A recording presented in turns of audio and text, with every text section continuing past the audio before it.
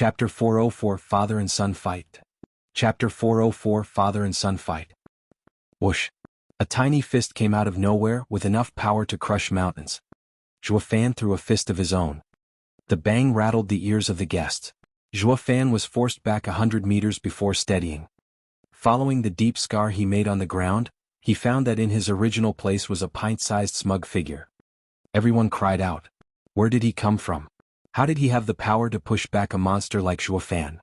The Chuanrong delegation was shaking. They gulped at the rosy-cheeked child. For all that's holy, is your land a freaking monster pen? It was bad enough that Zhuo Fan was a freak of nature, now you have someone even younger? This doesn't make any sense. Chuanrong grumbled inside. Tianyu has way too many talents. As for the 7 houses, Zhuge Changfeng and the others knew of the freak raised in the imperial family's backyard. He was the most savage of the divine dragons, invincible scamp Gu Santong. That old coot has been ready to take the little freak out from the very start. Zhuge Changfeng and Leng Wuchang's eyes flashed. Humph, that's right, I'm strong.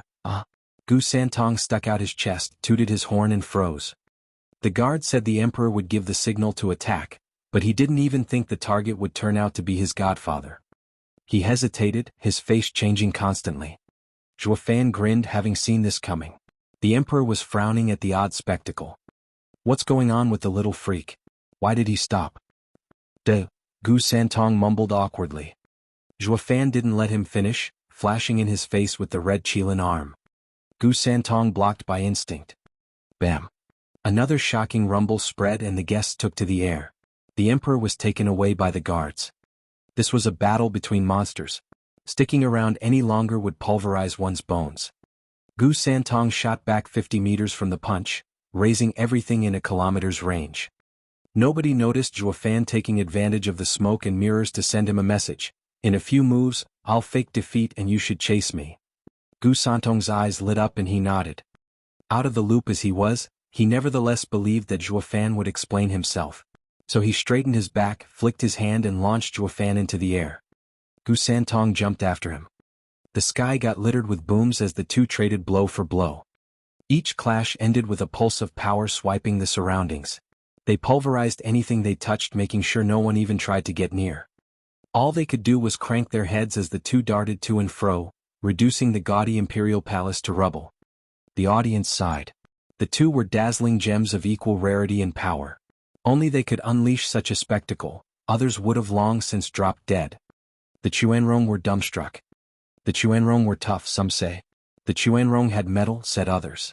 But witnessing these two experts of Tianyu fight, they came to know the true meaning of indomitable. By contrast, Chuanrong's guts were too damn mushy. Tuoba Lufeng and Han Tianma sighed. If all of Tianyu was like this, it was best to go back and stay in bed. What invasion were they thinking of? The emperor looked at the two receiving and dishing out blows with a bright stare. Zhuo Fan and Gu Santong looked the same, but Zhuo Fan only had a Qilin arm, the rest of his body falling short. Gu Santong, however, was bursting with power from every fiber in his being. It wasn't long before Zhuo Fan lost ground. Bam. Gu Santong's punch sent Zhuo Fan barreling into some lofty buildings. He had used the Qilin arm to block, but Gu Santong's power went through it and into his chest, forcing him to spit up blood. God damn it. That pipsqueak doesn't know how to hold back. I told him only a few blows, but he's still going strong. Zhuo Fan crawled out of the rubble, spatted some blood and cursed with a heavy breath. Gu Santong was coming for another round. Again? Take this. Again?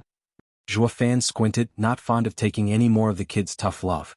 So he popped away with his right eye flashing golden. Gu Santong hit nothing but the ruins, kicking up dust. Where's Dad? Gu Santong roamed his innocent eyes around. Zhuo Fan blinked next to Yun Shuang, hugged her and flew away. Afraid that the rest of the people won't find it obvious that he lost, he shouted, "Blast it! I can't mess with that freak. Let's go." Gu Santong got it on the spot. That was Zhuo Fan's signal for Act 2, so he played along. Stop him. Russell. A dozen radiant stage experts barred Zhuo Fan's way, glaring at him with fury. If Gu Santong failed, they wouldn't have shown themselves. But since Gu Santong was still going strong in hot pursuit, they chose to earn some credit by buying time. Was it that easy, though, to hold back Zhuo Fan with a couple of shrimps? His right eye flashed golden again and he teleported behind them. As they turned around to chase, blue wings spread out from Zhuofan's back. A single flap of them sent illusions at them. "That's Sea Phantom Wing. Look out!" one cried, despite being too late. The blue image surrounded the experts. Their minds grew hazy and they splat on the ground like pies. Zhuofan laughed and flapped his wings to gain more speed and flew away. Gu Santong stomped in fake anger. "Humph, useless rabble. You've ruined my 6th grade ingredients. Once I am done capturing him, I'll take my anger out on you." Gu Santong shot after Zhuofan. Angry on the outside but giddy in his little heart. "Dad, wait for me." The audience watched them go with a sigh. In the end, it was Gu Santong who came out on top in that monster clash. But Gu Santong wouldn't get his paws on Zhuofan anytime soon, not with his guile. Humph. The emperor turned to the ex-Grand Imperial Palace, his anger growing. He flicked his hand at the dazed Luo clan. Prosperity Compound's Luo clan has failed to uphold its character, colluding with the savage Zhuofan. Seize them. Understood. Dozens of guards, with plenty of Radiant Stage experts in between, moved at once. Cackles resounded as 4 black masses drifted from the Luo clan to meet the Imperial Guards. In but a dozen seconds, the guards lay on the ground in pieces, Radiant Stage experts included. Hi, Luo clan doesn't have Steward Zhuo now, but we, the heroic demon quartet, will take his place. Ask the boss before messing with his dogs. You guys don't cut it. The 4 black masses hovered around the Luo clan with their creepy laughter. The emperor's face twitched. Luo Yunhai and the others sighed. The 4 pygmies were their elders. So wasn't their boss the Luo clan head? That saying about dogs didn't quite apply here. But everyone knew those pygmies weren't right in the head, so they just dropped it. Funnily enough, coming out in defense at the crucial time showed their loyalty. Creak. A metal screech announced the arrival of a black figure behind the emperor.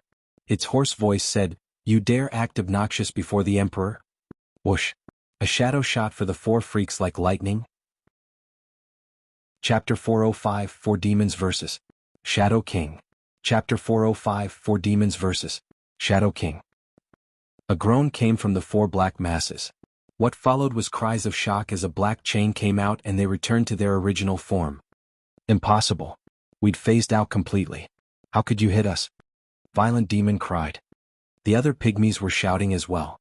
They couldn't believe their prized unity tactic could crumble so easily. The figure behind the emperor turned solid, taking the shape of a 9-foot-tall armored man and grabbed the incoming rattling chain. He took a bold step forth with a sharp look in his eye. "You 4 little sh*ts. You may have been from the Empire's 3 guardian sects once, but it doesn't give you the right to do whatever you want." The 4th pillar, Shadow Guard's captain, Shadow King from Hell, Zhuge Changfeng muttered. Dugu Zhantian was also shocked. They were both part of the 4 pillars, but had only heard rumors of their secretive colleague. Today they found out how dreadful he really was. The 4 scheming demons could make mincemeat out of a 6th layer of Radiant Stage expert. Even give a peak Radiant Stage expert a run for his money. Yet they were now pushed back in one move. Such a rare strength was something only the likes of Zhuofan and Gu Santong could display. Of the 4 pillars, Zhuge Changfeng relied on his infallible mind, Dugu Zhantian on his perfect war record and Yun Xuanji on fate reading to take office. But Shadow King was the only one reaching the top with pure strength. The imperial family had laid low for so long, it had even kept their experts a secret. And now it revealed a true monster of Tianyu. If not for the balance of power in and outside of court, the imperial family would have long since had Tianyu under its iron fist, becoming the greatest clan the likes of Regent Estate and the houses had never seen. Huangpu Tianyuan squinted, his brow sweaty looking at the emperor.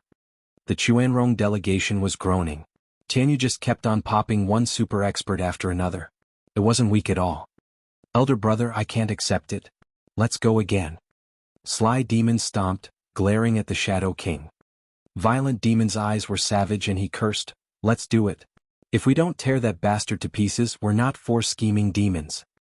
They turned into 4 black masses again and went for Shadow King. Shadow King snorted and turned himself into black smoke as well.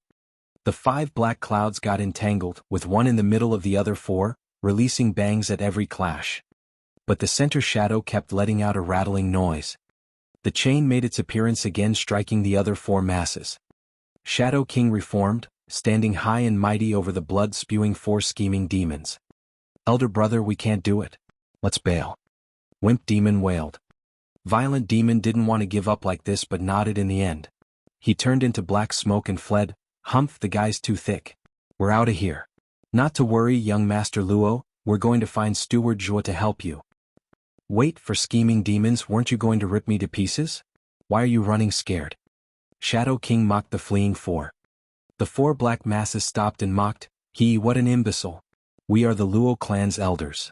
We no longer have anything to do with the demon scheming sect. As for our title, we can just do without it. It's not like you're gonna take it, are ya? Vermin. Shadow King spat.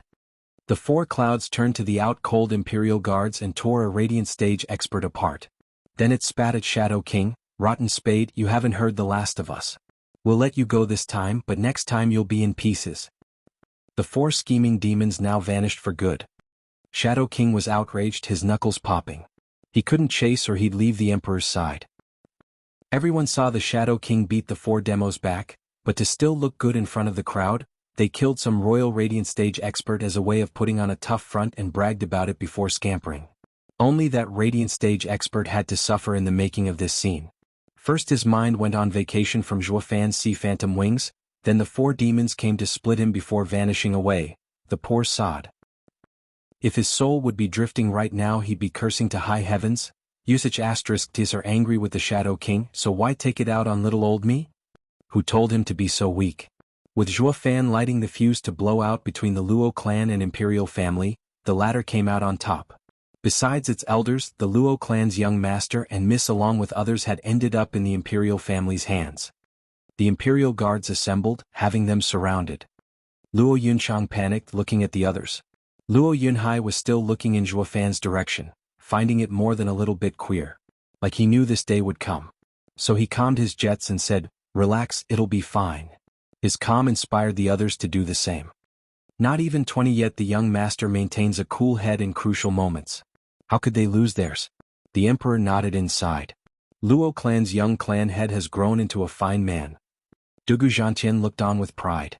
The godfather and son were on opposite sides, but he had taught Luo Yunhai. The youth's calm attitude was a homage to his godfather's teaching. Imperial father, prosperity compounds Luo clan has rebelled. They must be executed to appease the people. Please carry out their sentences. With everything under control, many showed their true faces, like the second prince barking at the Luo clan. That lit a fire under the chubby's ass. Imperial father, the cause of today's disturbance falls on the Luo clan's steward alone. The others are innocent. Imperial father, you mustn't take it out on the innocents. Yes, Imperial father, it had nothing to do with the Luo clan's young master and miss. Your Majesty's heart knows no bounds. Please let them go. Yongning pleaded. The Emperor eyed the two, then said, "Crown Prince, you are the heir to the throne. How would you handle it?" "Heir? Humph, did you ever intend to give me anything?" He was still holding a grudge for what had happened back at the feast. But the Crown Prince did not let it show, hiding it behind a genial smile. "Imperial father, in my humble opinion, Luo clan steward, Zhuofan had indeed lied and cheated, pushing everyone around. But the Regent of Prosperity could not control him. Letting the Luo clan take the fall for his misconduct would be ill-advised." The fatty and Yongning sent looks of gratitude, while the Emperor stared at him harder. Getting his meaning, Crown Prince continued, "However, Zhuofan's vile attitude is due to the Luo clan's inadequate discipline. They do carry some of the blame. To my eyes, it is best to hold the Luo clan until Zhuofan is captured before handing out the sentence to them both." Crown Prince was candid, filled with reason and logical deductions. But to the old foxes out there, they could read between the lines. Taking the Luo clan hostage to draw Zhuofan out. It was a disgusting and degrading plan hidden behind a cleverly articulated sophistry. He was the spitting image of a true imperial family member. A vile act done in the name of justice. But the proposal was in tune with the Emperor's thoughts. He let out a smile and nodded, "We will do as my son said. Guards, take the Luo clan away and watch them closely." Zhuge Changfeng laughed inside. He had seen through the Emperor's ploy already. The two had been in contact for so many years and he could read a little into the Emperor's every action. The Emperor had planned today from the start, as did its ending. He only asked others to speak out to cover up his involvement. He was in fact putting words in the Crown Prince's mouth, while also ending the tripartite stalemate. Zhuofan's ruckus at the Imperial Palace was big and small. Small since it only cost one man's life and big as it impacted all the houses. He guessed the emperor was going to use the disruption of Tianyu as an excuse to cleanse the land. Your Majesty, I didn't know you were even more impatient than me. Zhuge Changfeng laughed inside. The emperor looked at him as if in response to his thoughts, showing a snicker. My dear Prime Minister, the game has only just begun. The emperor toasted to the distant Zhuge Changfeng, while the latter snorted and spilled his cup. Your Majesty, I will not lose. Chapter 406 Dividing Spoils. Chapter 406 Dividing Spoils. Your Majesty, could you leave the Luo clan for us to handle? Leng Wuchang approached with a bow. Huangpu Tianyuan looked at him astonished, not understanding what his scheming steward was after. It was so obvious that with the Luo clan in custody, Zhuofan would come back to rescue them if he escaped Gu Santong's chase. In other words, whoever had the Luo clan would face Zhuofan. What happened at today's feast was too fast and shrouded in mystery. But wasn't taking the Luo clan inviting trouble? As the estate lord he had to go out there and rein Leng Wuchang in. But the cool and wise look Leng Wuchang struck had him hesitate, choosing to believe his steward. The emperor gave Leng Wuchang a hard look, not fully grasping his intent. Sir Leng, why should I give Luo clan to the regent estate? Mind giving me a reason? Haha, Your Majesty, regent estate has been the head of houses for the past millennium, settling any disputes among them.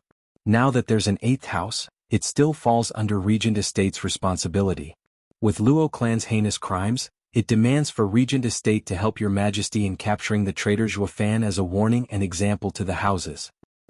Leng Wuchang was praising, but anyone with a brain could tell he was speaking terms with the emperor. We get rid of Zhuofan and you give us the houses. Only then we fight over the throne. It was an obvious shot at getting the emperor to split the power. Or you can just face the monster all by yourself. We won't give a hoot. Pa. Huangpu Tianyuan slapped his thigh, getting it as well. Facing Zhuofan was bummer, true, but using him to get the houses without the imperial family poking its nose in the process was a great play. Sir Leng's noggin sure works fast. That's our unwanted contriver. The emperor's eyes flashed, but his mouth curled. Since regent estate has this intention, all right. They're yours to handle as you wish. Be sure to work with Gu Santong and catch the traitor. The other houses must combine their efforts as well. Use the demon purging decree at the right moment in tandem with Marshal Dugu. We obey Your Majesty's decree. As they all bowed, only Hell Valley, Pill King Hall and Merry Woods looked happy for their boss taking the lead again. Veiled Dragon Pavilion, Drifting Flowers edifices and Sword Marquis abode were filled with bitterness. Zhuofan was their ally who all of them had to attack, forced into a corner. Now that the regent estate got the kill order for Zhuofan, the 6 houses had to obey. Through this plan it would fulfill its own agenda in swallowing the houses. Troubled times awaited these 3 allies. The emperor's cold eye swept them all. I have since lost the mood to celebrate. You are dismissed. With an ashen face, surrounded by guards and Shadow King, he left. Yongning wanted to plead for the Luo clan some more, but her father's stone-cold look scared her. What no one noticed was the faint evil twitch in his mouth just as he turned. Congratulations, Your Majesty. It all went smoothly.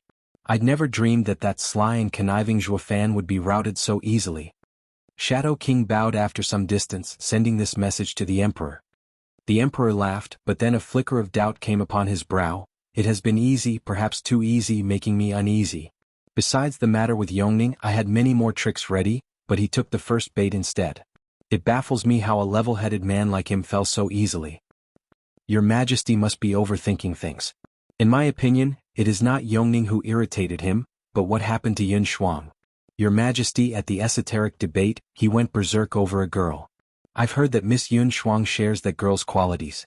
That makes it more likely that he flipped because of her. The emperor nodded. I hope so, but this only leads to even more questions. Why did the second prince propose marriage with the holy maiden, inciting Zhuofan? It's too convenient. It's not my place to say, but the second prince is narrow-minded and petty. Zhuofan and holy maiden ruined his home, so he came up with this proposal just to spite him. He used Your Majesty's name to push him around. As any child, he was the first to turn to his father whenever he got the boot. The emperor paused, then nodded. Ah, indeed. That's his style all right. Though he helped me instead. But I have to change this trait about him, lest he invites trouble. Your Majesty is wise. Shadow King bowed. The emperor continued, "Yet out of my predictions, Regent Estate volunteered to take charge in fighting Zhuofan. I planned on letting those dogs bite at each other until they couldn't move, but stepping in was in fact an even better outcome. Your Majesty, this is even easier to understand. Lung Wuchang is no fool, and with Zhuofan becoming the center of this chaos, the public enemy number one, he felt something was off and didn't want to be passive. Doesn't he want what your Majesty wants, to lead the 7 houses? It will be great for the Regent Estate's campaign to expand its power." Yes, Lung Wuchang was right in his assumption. But does he think I'll just let him? Humph, we'll just see whose campaign is faster, mine or his. The emperor's eyes flashed, walking on with Shadow King. Meanwhile, Lung Wuchang and Huangpu Tianyuan took the Luo clan off the Imperial Guard's hands and left the Imperial Palace. "Estate Lord, this chance comes with risks. We need to act quickly, or by the time the Imperial family roots out all the spies from court, he will turn on us." Lung Wuchang spoke gravely. Huangpu Tianyuan nodded. "Sir Lung, you've done well. Although the Emperor plans to have both of us exhausted, if we don't take this chance he will swallow us all sooner or later. Now is the time to act when the Imperial family is too busy." "Yeah, since we're dealing with Zhuofan we can't threaten the Imperial family either. This is the first time in the history of Tianyu that neither side has to watch for the other. But also the most dangerous. If we are late in uniting the houses, the Imperial family will march all over us." Lung Wuchang sighed. "Life or death, winner or loser, it all rests on what we do in this period. Such a rare opportunity, fraught with destruction, must be taken with utmost caution." "Sir Lung." Huangpu Tianyuan turned heavy. "Did the meeting go smoothly?" "No worries. The kid has lost faith in the second generation, deciding to side with us. At the right moment he will buy us time." Lung Wuchang nodded. Huangpu Tianyuan eased up, eyes flashing with savagery. Regent Estate's long-cherished wish would soon come to a head. Win or lose, this was it. Zhuge Changfeng had the Chuanrong delegation taken back to the garrison, but on their way there he was plagued with worry. "Prime Minister, sir, what is it?" Tuoba Lufeng asked. Zhuge Changfeng took a long time to respond. "What happened today is because the geezer made it happen, forcing Zhuofan to flee. But what made the geezer act so soon? Did he prepare everything?" "Prime Minister, sir, don't overthink it. The more chaos there is the better, making it easier for us to invade, haha." Tuoba Lufeng grinned. Zhuge Changfeng nodded, but then his smile slipped.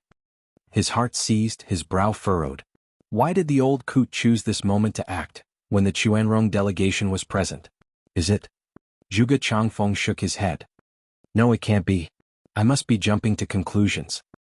No matter what, with the nation in chaos, everyone will move and everything will go according to plan. Old man, you want to use chaos for yourself, but did you think you're the only one with that idea? You won't get to rule these lands."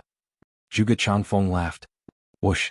100 miles out of Imperial capital, Zhuofan was hugging Yun Shuang's soft, exquisite and perky body as he flashed across the blue sky. Yun Shuang huddled in his chest, restless and blushing. She was still out of it from Zhuofan's declaration of love for her, that he was now fighting the empire for this reason. For a naive girl, it was the most romantic thing in the world, her heart beating like crazy. Although Yun clan answered requests in a neutral way, it was their responsibility to help the people. While Zhuofan was a bad boy through and through, these two had absolutely nothing in common. Yet for some odd reason she felt her pure heart influenced by that repulsive and dashing bastard. She couldn't get him out of her mind. Whoosh. This time in a flash of red, Gu Santong approached from behind. Chapter 407 Father and Son Aligned. Chapter 407 Father and Son Aligned. "Oh no, Gu Santong is behind us," Yun Shuang cried at the incoming small red light. With her being the holy maiden and high priest Yun Shuangji's granddaughter, she knew of Gu Santong. He was truly a savage to push even the likes of Zhuofan back. Now watching him dart over, panic overwrote everything. Zhuofan only had a wide grin, slowing down and taking a dive for a glade. He put Yun Shuang down and waited for Gu Santong. Yun Shuang looked at him lost. Does he want to measure his fist with Gu Santong again? Gu Santong landed and ran into them. His savage display just moments ago had Yun Shuang shaking, thinking he was now aiming to smash them to bits. But Zhuofan's calm was infectious, easing her worries. This man is that confident in taking Gu Santong's power?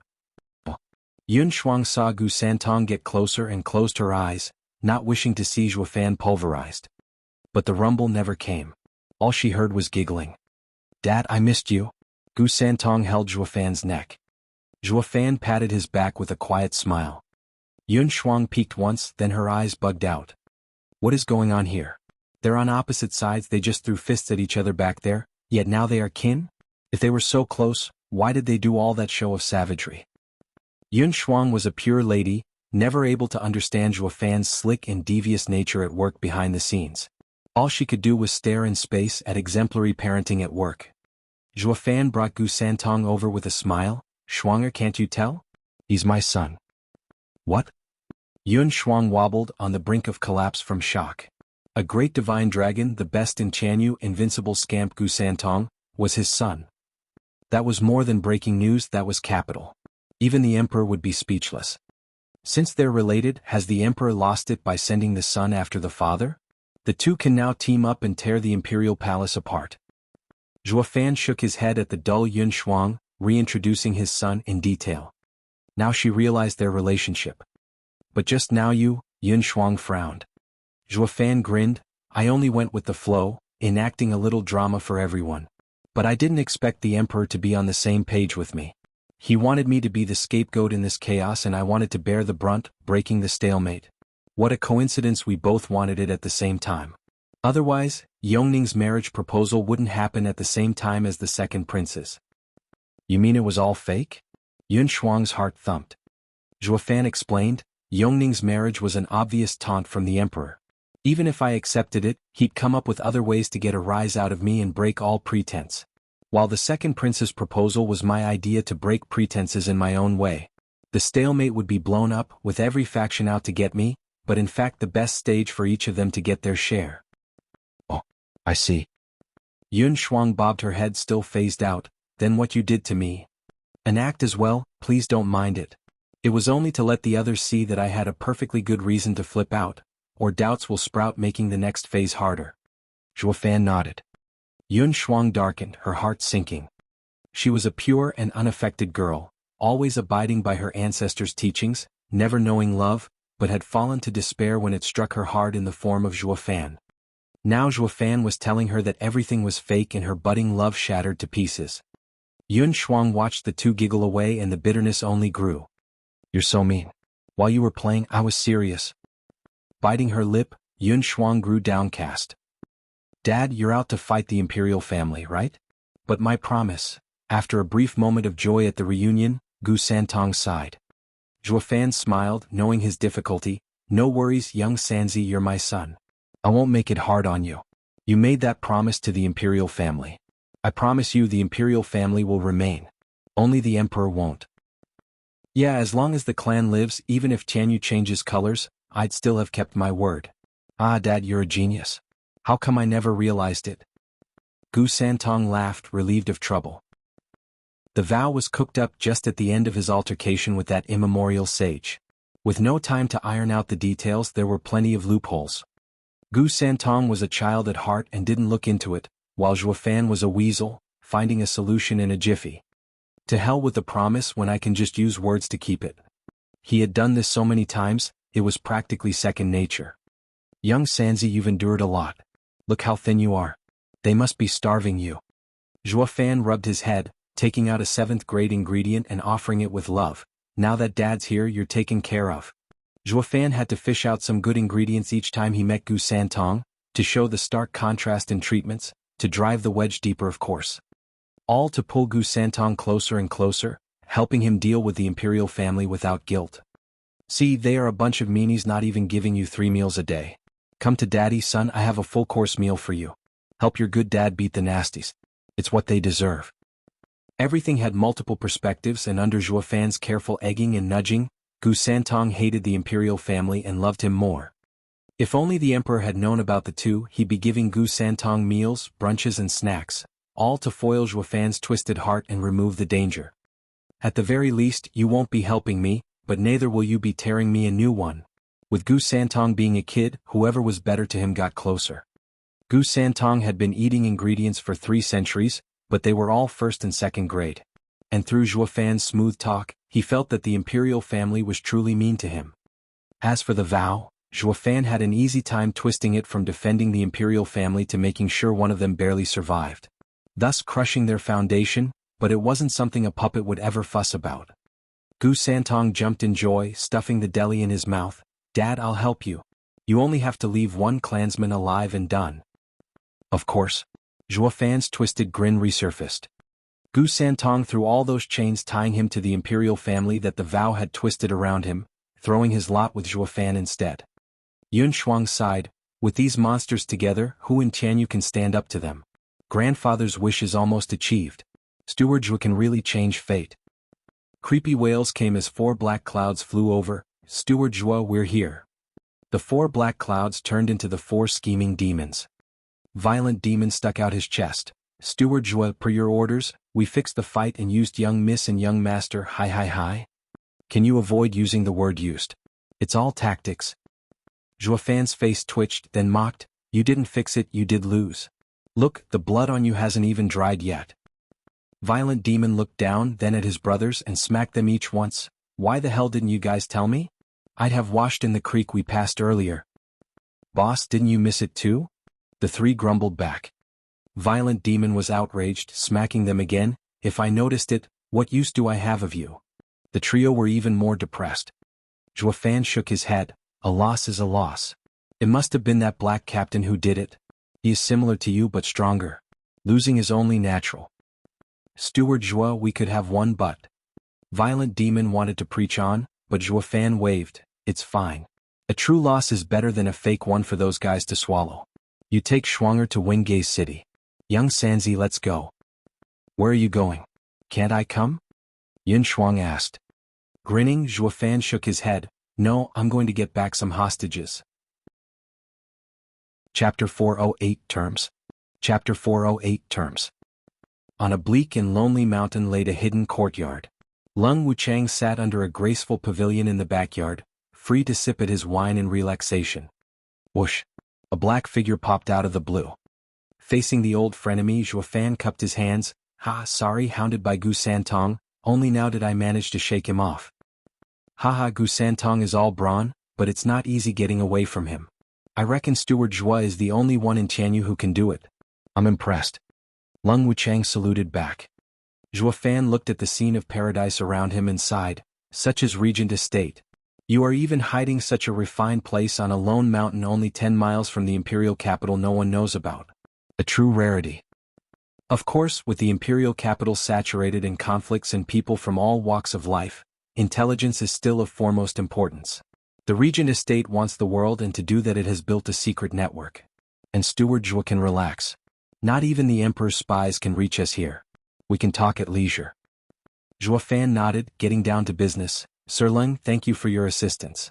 I presume you have my clan in custody. Where, may I ask, are they now? Zhuo Fan faked curiosity by looking around. How come I don't see them?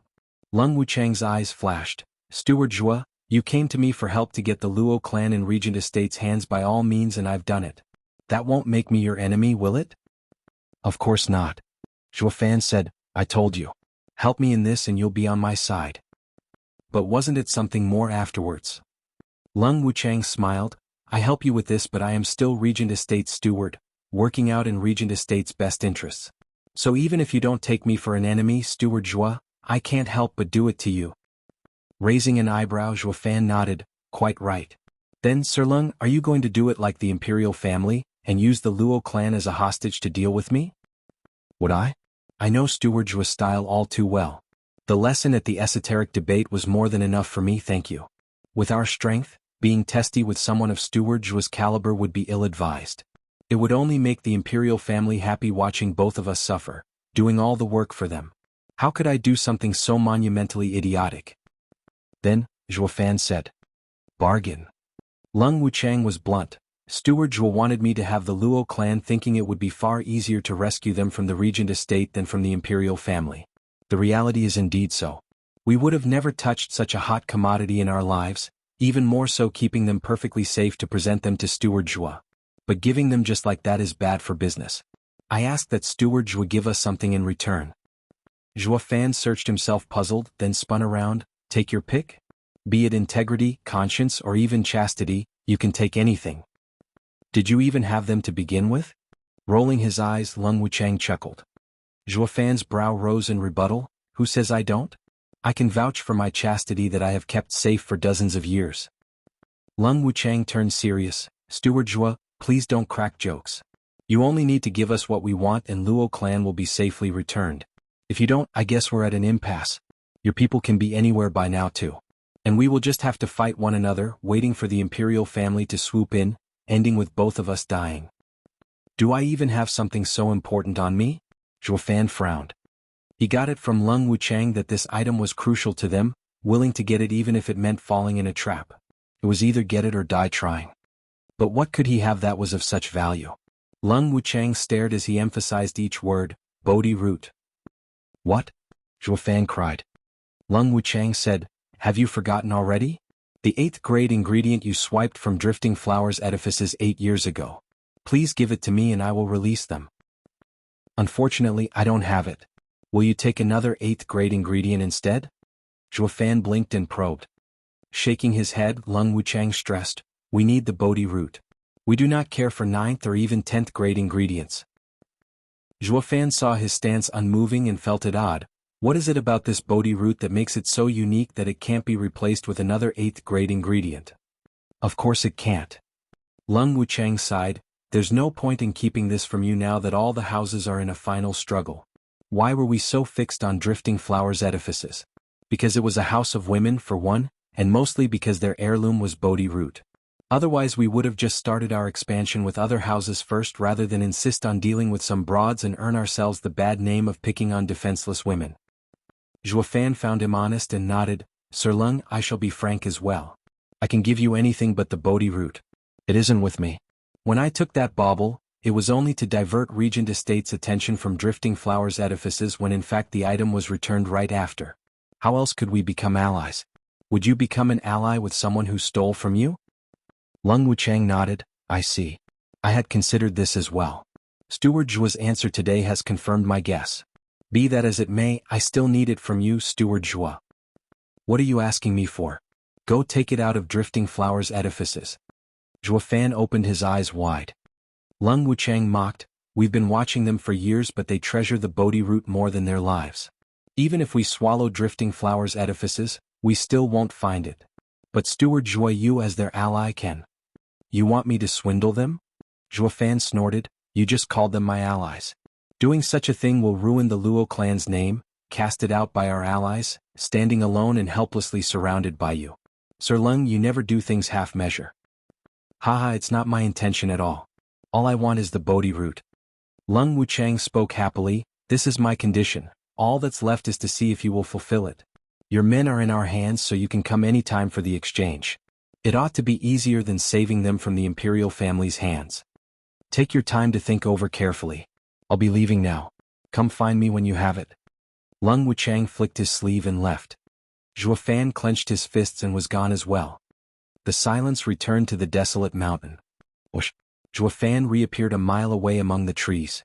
Gu Santong was bored to death waiting on a branch and perked up at his arrival. Dad, you're back. Didn't you say you'll bring those guys too? Why are you alone? God damn it. That old fox has demands. Cursing, Zhuofan said, Young Sanzi, you've met young Miss and everyone. Can't your nose point the way? Gu Santong wiggled his button nose and breathed in. He closed his eyes in focus. He shook his head in the end. Dad, there's no sign of them in 1,000 miles. The old fox sure is cautious. He thought I'd steal the hostages so he had them moved. He never intended to show them to me. Zhuofan spat, his mind spinning. After a deep breath, he came to a decision. I'll just have to go to Drifting Flowers edifices and take the item. But I won't soon forget this. Snorting, Zhuofan flew away. Gu Santong flashed red on his tail. Two monsters were zeroing in on Drifting Flowers edifices at top speed, to take away their heirloom, the Bodhi root. Drifting Flowers edifices, a clique of women, was in for some hard times. Chapter 409 True Illusion. Chapter 409 True Illusion. Whoosh! The bright moon and stars were shining down on two shadows flitting left and right. When the moonlight finally graced their features, it was apparent enough who they were. The father and son duo flew at top speed for 2 months to arrive at Drifting Flower City. Sent down memory lane, Zhuofan kept on sighing. Funny how the first time he had come was as a thief, no different from this time as well. And for the same item too. If Yun Xuanji hadn't told him he was outside fate, he'd think heaven was toying with him. Dad, isn't it just an 8th grade ingredient? We can just punch our way in as we search around. Why wait for the night to sneak around? It's bad for my glorified image. Gu Santong grumbled. Zhuofan laughed. Young Sanzi, you don't understand. If it were that easy, Regent Estate would have already done it. Drifting Flowers edifices women are tough. You'll never get anything out of them in a million years unless they give it to you. Besides, I don't want to burn bridges with them. Zhuofan sighed, looking at the tall building, lost in his memories.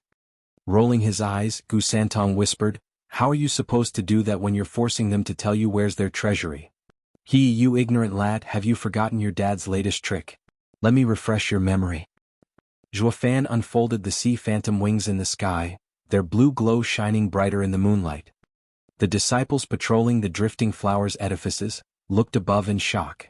Zhuofan then flapped and blue rays sprinkled down on the disciples, making them fall unconscious. Zhuofan flew around the Drifting Flowers edifices, getting every disciple lost in the mesmerizing blue illusion. Pa! The guards outside a door collapsed and grandmother, who was in cultivation, frowned. Xiaoyu, what's wrong? What she saw was a hazy blue glow outside the window. Grandmother opened the door on high alert. A buzz entered her ears and she shuddered. She stepped out and looked around. It was quiet with the exception of the missing Xiaoyu at the door. Where did the child run off to? Grandmother wondered. A cry and some footsteps approached. Grandmother, someone stole the Bodhi root. What? Grandmother froze, watching Iris Overseer rushing with a group of disciples. Tell me quickly. No one knows where Bodhi root is hidden. How can someone steal it? Grandmother, it's true. The person wore a black robe, holding in his hand the Bodhi root. I was just sending disciples to chase. Iris Overseer panted. Grandmother continued, calm down. Have you seen it clearly? Are you sure it was the Bodhi root, or is it just some ploy to dupe us with a fake then steal it? Grandmother, it's real. I saw it with my own eyes. I also checked its hiding place and it was open. Iris Overseer was panicking. Grandmother nodded, let's check it out. They all surrounded her to protect as she ran. Yet there was only a single person behind her. And in his eyes, Grandmother was running by herself, with no disciples and Iris Overseer around. At the person's feet, however, was Xiaoyu, unconscious. Dad, is that woman sleepwalking? Why is she monologuing? Can't she see us? Gu Santong waved his hand in front of Grandmother. With 3 golden halos flashing in his right eye, Zhuofan snickered, this is your dad's divine eye of the void's 3rd stage, Mirage World. She is trapped in my illusion without her knowledge. Through the illusion she will lead us to the Bodhi root. We will just take the ingredient, leave her unconscious and no one will be the wiser. They'll blame the Regent Estate of course and we would be free of charge, still allies. Dad, you're so devious. Though, that eye of yours is awesome. We haven't seen each other for so long and it's already on the 3rd stage. Gu Santong giggled as he made faces in front of Grandmother. Zhuofan smiled for dumping the trouble on another and added, young Sanzi, this hag is more than what meets the eye. She walks behind everyone else, watching everybody's footsteps and where they're going, to avoid having some stranger among them wishing to find out their secret. But this illusion is built from her mind, containing every person's conduct and gait. How could there be any gaps? No matter how careful, she won't find anything. Gu Santong nodded next to him, these people are so cautious. If it were me, I wouldn't be thinking so much about it. That is precisely why you fell for that promise 300 years ago. These people are not your match, but each shrewder and wiser than your entire lifetime. Zhuofan spoke at liberty. Gu Santong fell silent. He had 2 reliable fists there. Even if he wasn't subtle, who'd still mess with him? Grandmother led the 2 to a clear pond. She made a sign and with a shout she pointed at the pond. The water stirred, shirking to the side and revealing a cave. The 10-meter-tall copper gates rumbled open with another special chant. Zhuofan cried. Not in a million years would he figure out that the Bodhi root was hidden here. No one would ever think to search here. The trio walked deeper into the cave, with Grandmother disarming any trap, array or mechanism put in place. They arrived at a stand in the middle of a small room holding a box. Opening it revealed the Bodhi root. Zhuofan would never forget the sweet fragrance and green glow. Got it? Zhuo Fan and Gu Santong giggled. But grandmother only saw an open case and shuddered back in fright. It's gone. Dad, knock her out. Gu Santong nabbed the box. Grandmother still didn't notice. Zhuo Fan sighed and nodded. Sorry, grandmother. Before he could, grandmother wept. Ching, I'm sorry. You told me to look after Drifting Flowers edifices before leaving, but I couldn't protect our precious heirloom. Rumble. Zhuo Fan's palms stopped in doubt. Chu Ching isn't in seclusion? She left? Grandmother, don't feel sad. Ching will be gone for a short while. She'll be back soon. The Iris Overseer's illusion spoke. Grandmother shook her head, lamenting, she won't come back. To save that Shui girl, she made a deal with Mystical Heaven sect leader. I know for certain she will not come back. And I couldn't even fulfill her final wish. His brow trembling, Zhuo Fan's heart tensed. Now that he thought about it, the anchoring soul bead used to save Ninger couldn't have come from Drifting Flowers edifices, a mere house. Chu Ching had made a pact with the Mystical Heaven sect to get it. The same way he made a deal with demon scheming sect Xiaoyue. But why did she do it? Saving Ninger had nothing to do with her. Why sacrifice herself? Zhuo Fan felt pain in his heart. His hand trembled, but he couldn't bear to strike. Dad, what is it? I'll do it if you can't.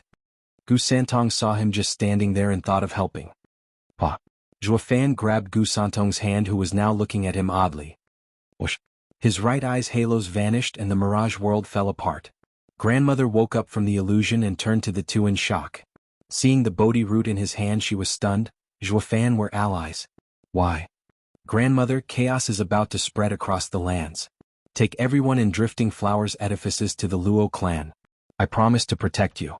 As for Bodhi root, I'll be taking it. He pulled Gu Santong, and with a flash of a golden halo, they were gone. Only a distraught grandmother was left behind. Gu Santong was even more perplexed. Dad, why did you show yourself? I didn't want to lie. Zhuo Fan sighed, flying with Gu Santong further away. Chapter 410 Regent Estates Intent. Chapter 410 Regent Estates Intent. Whoosh. Deep in the woods of a mountain, a lofty and stylish manor rested.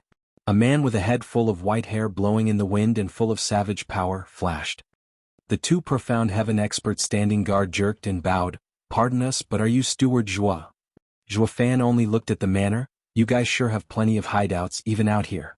Take me to Lung Wuchang. A month ago, when he had just obtained the Bodhi root, Zhuo Fan contacted Lung Wuchang through a jade slip for the exchange. The old man had seen it coming and told him to come here.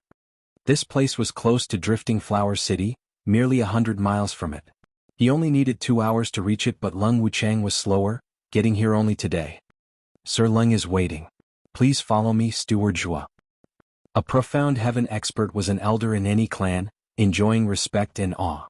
Only with Zhuo Fan it was the other way around, with them bowing and making way. Zhuo Fan walked behind him. Passing many pavilions and after twists and turns, they arrived at a garden where Lung Wuchang was waiting.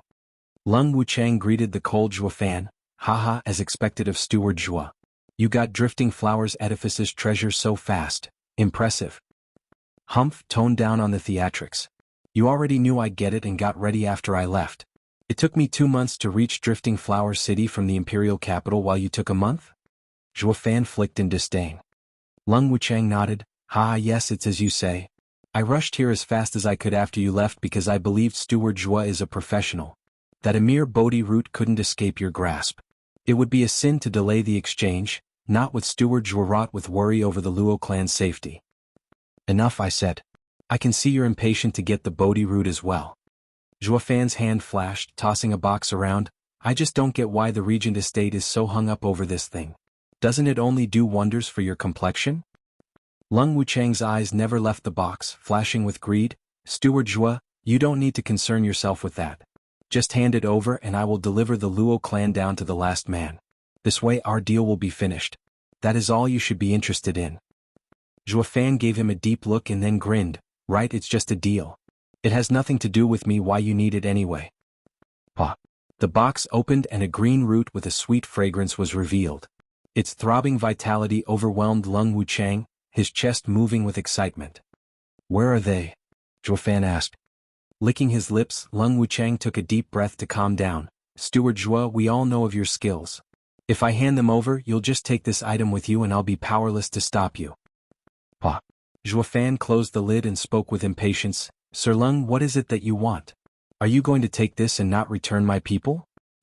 Oh no. No, you've got it all wrong. I only mean that I can't give them to you here. Because Steward Zhua is too dangerous, changing moods faster than the wind, I have to come prepared.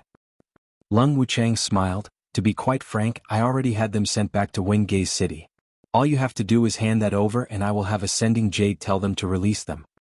Zhuofan's brow twitched slightly, knocking on the table in thought, if I just give it, you won't release sh*t. How could I not?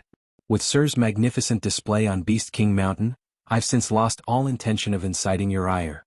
Compared to your current treacherous ploy, Steward Zhua who measures every step before taking it, I am more afraid of the Steward Zhua hell-bent on revenge. It would bring no good to anyone. Lung Wuchang waved his hand in a rush, fear streaking his eyes, recalling Zhuofan's psychotic breakdown back on Beast King Mountain.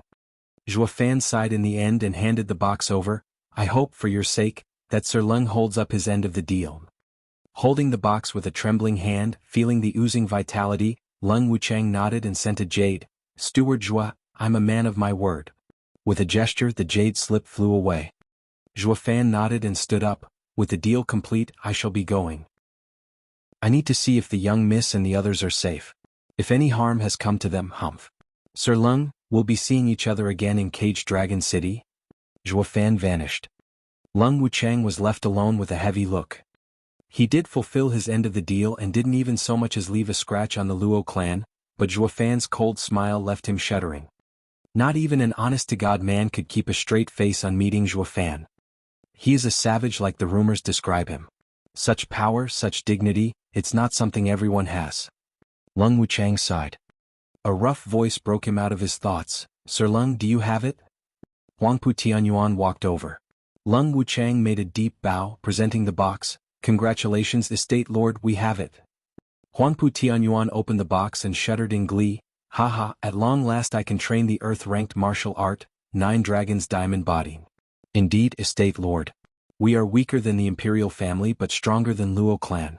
Yet we can't compare when it comes to the quality of their experts.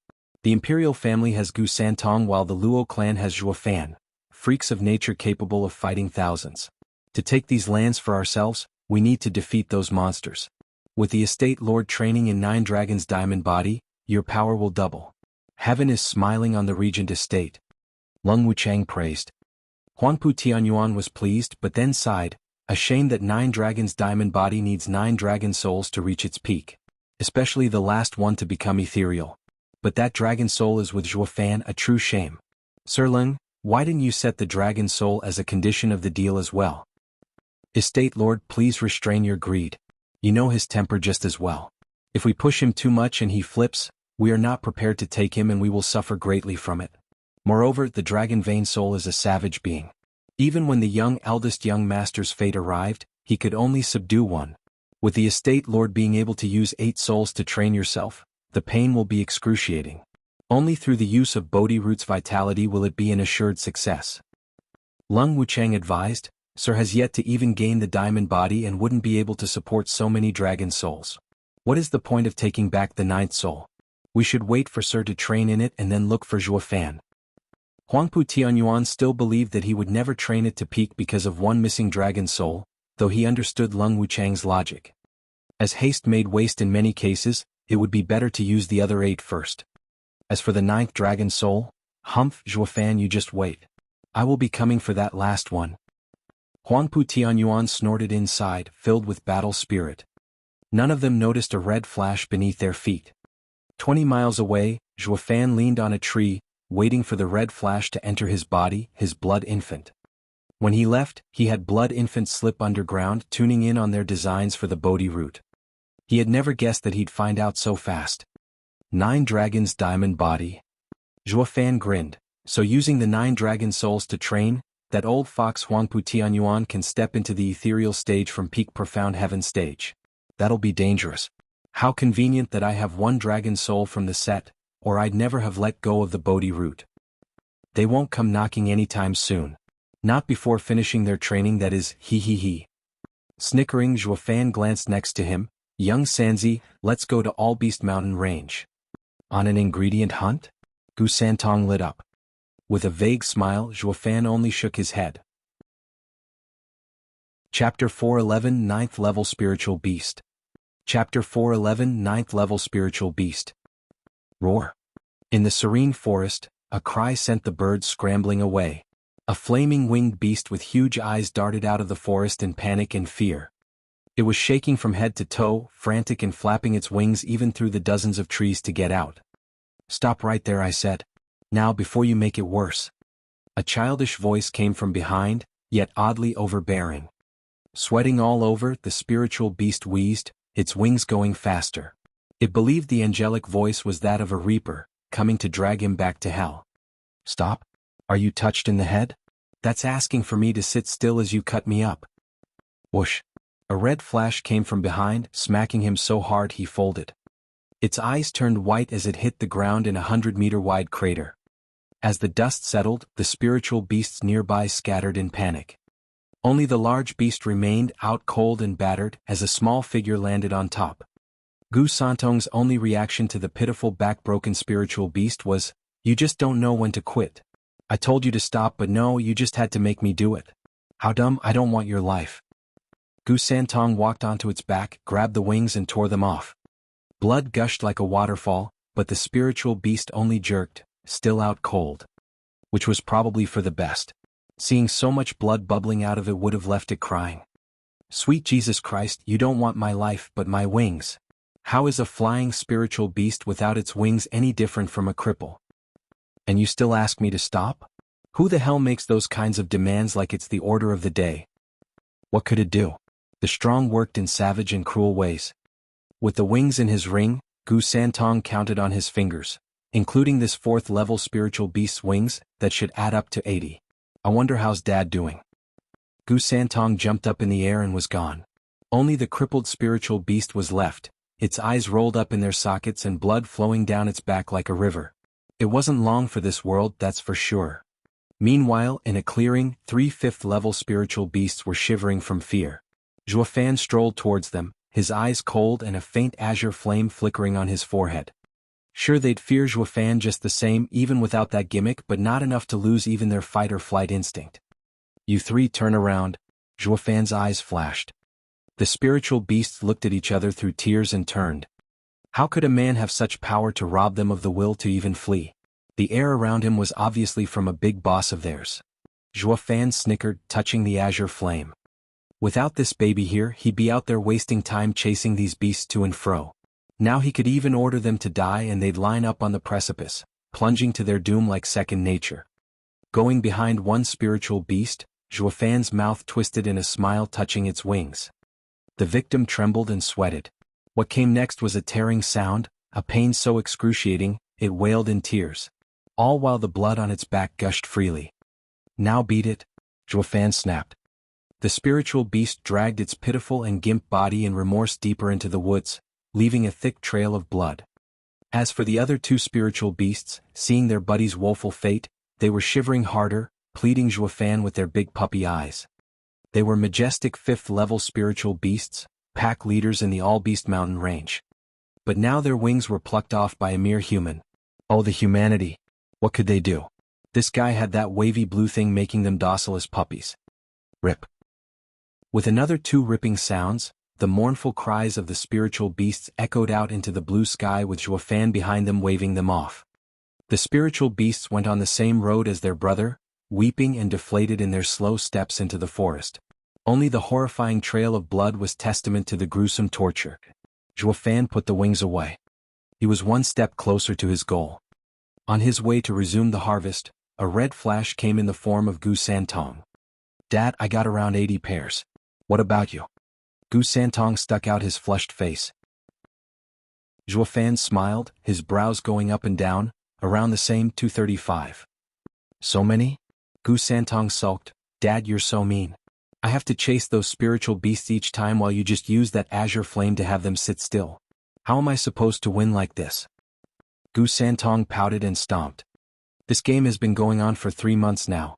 What he thought to be a search for herbs, turned into plucking wings and in him losing all interest.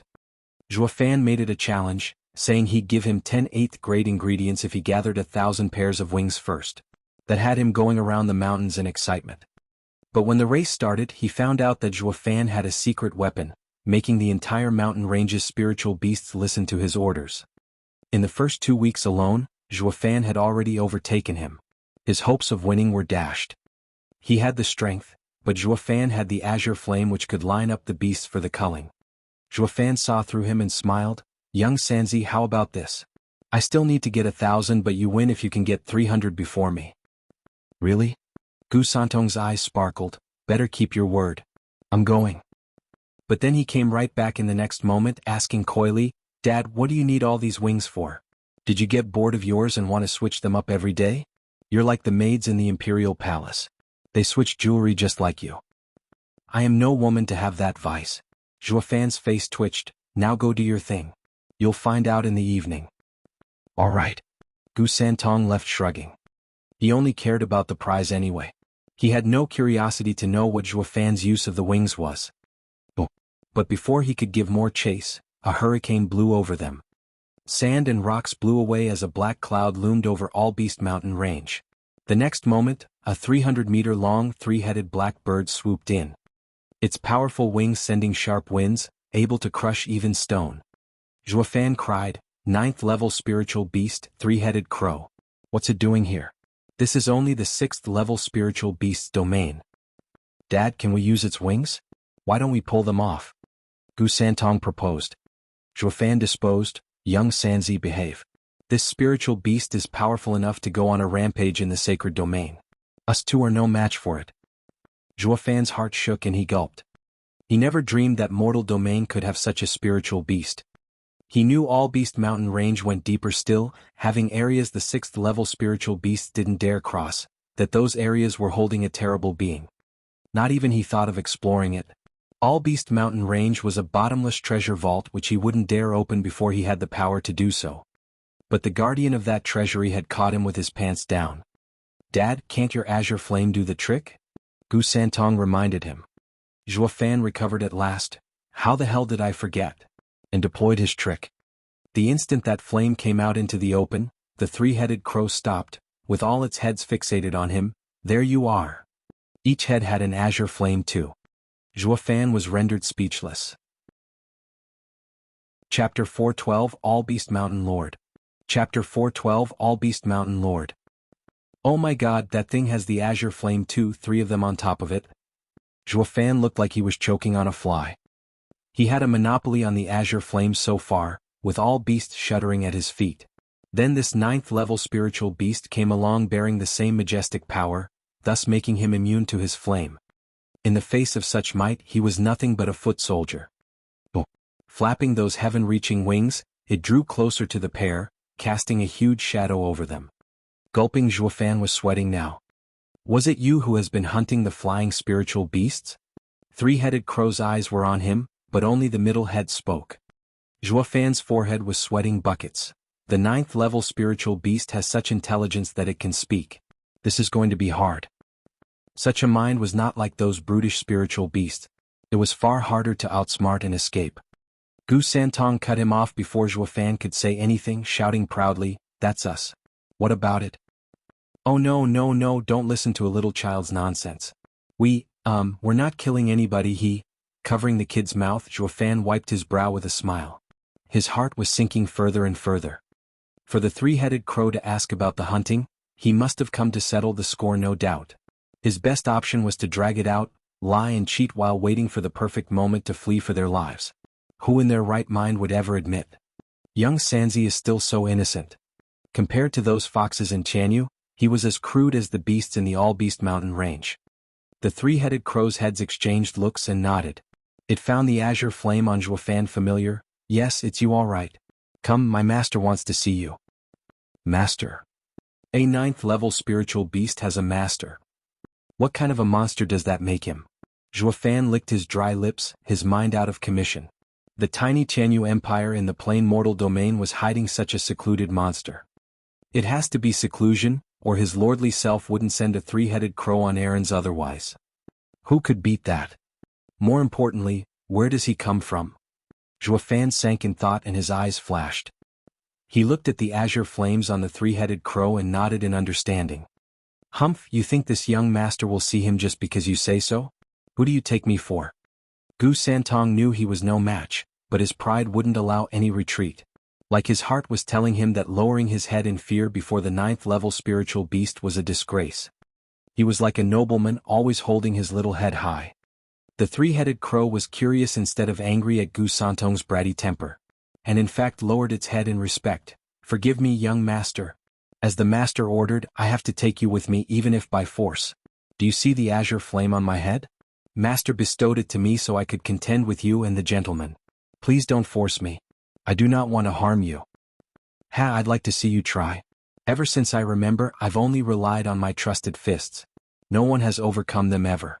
I'm not afraid of you. Gu Santong rolled up his sleeves, but Zhuo Fan stopped him from starting a fight. Mulling over in his head, Zhuo Fan nodded. All right, we will see your master. Lead the way.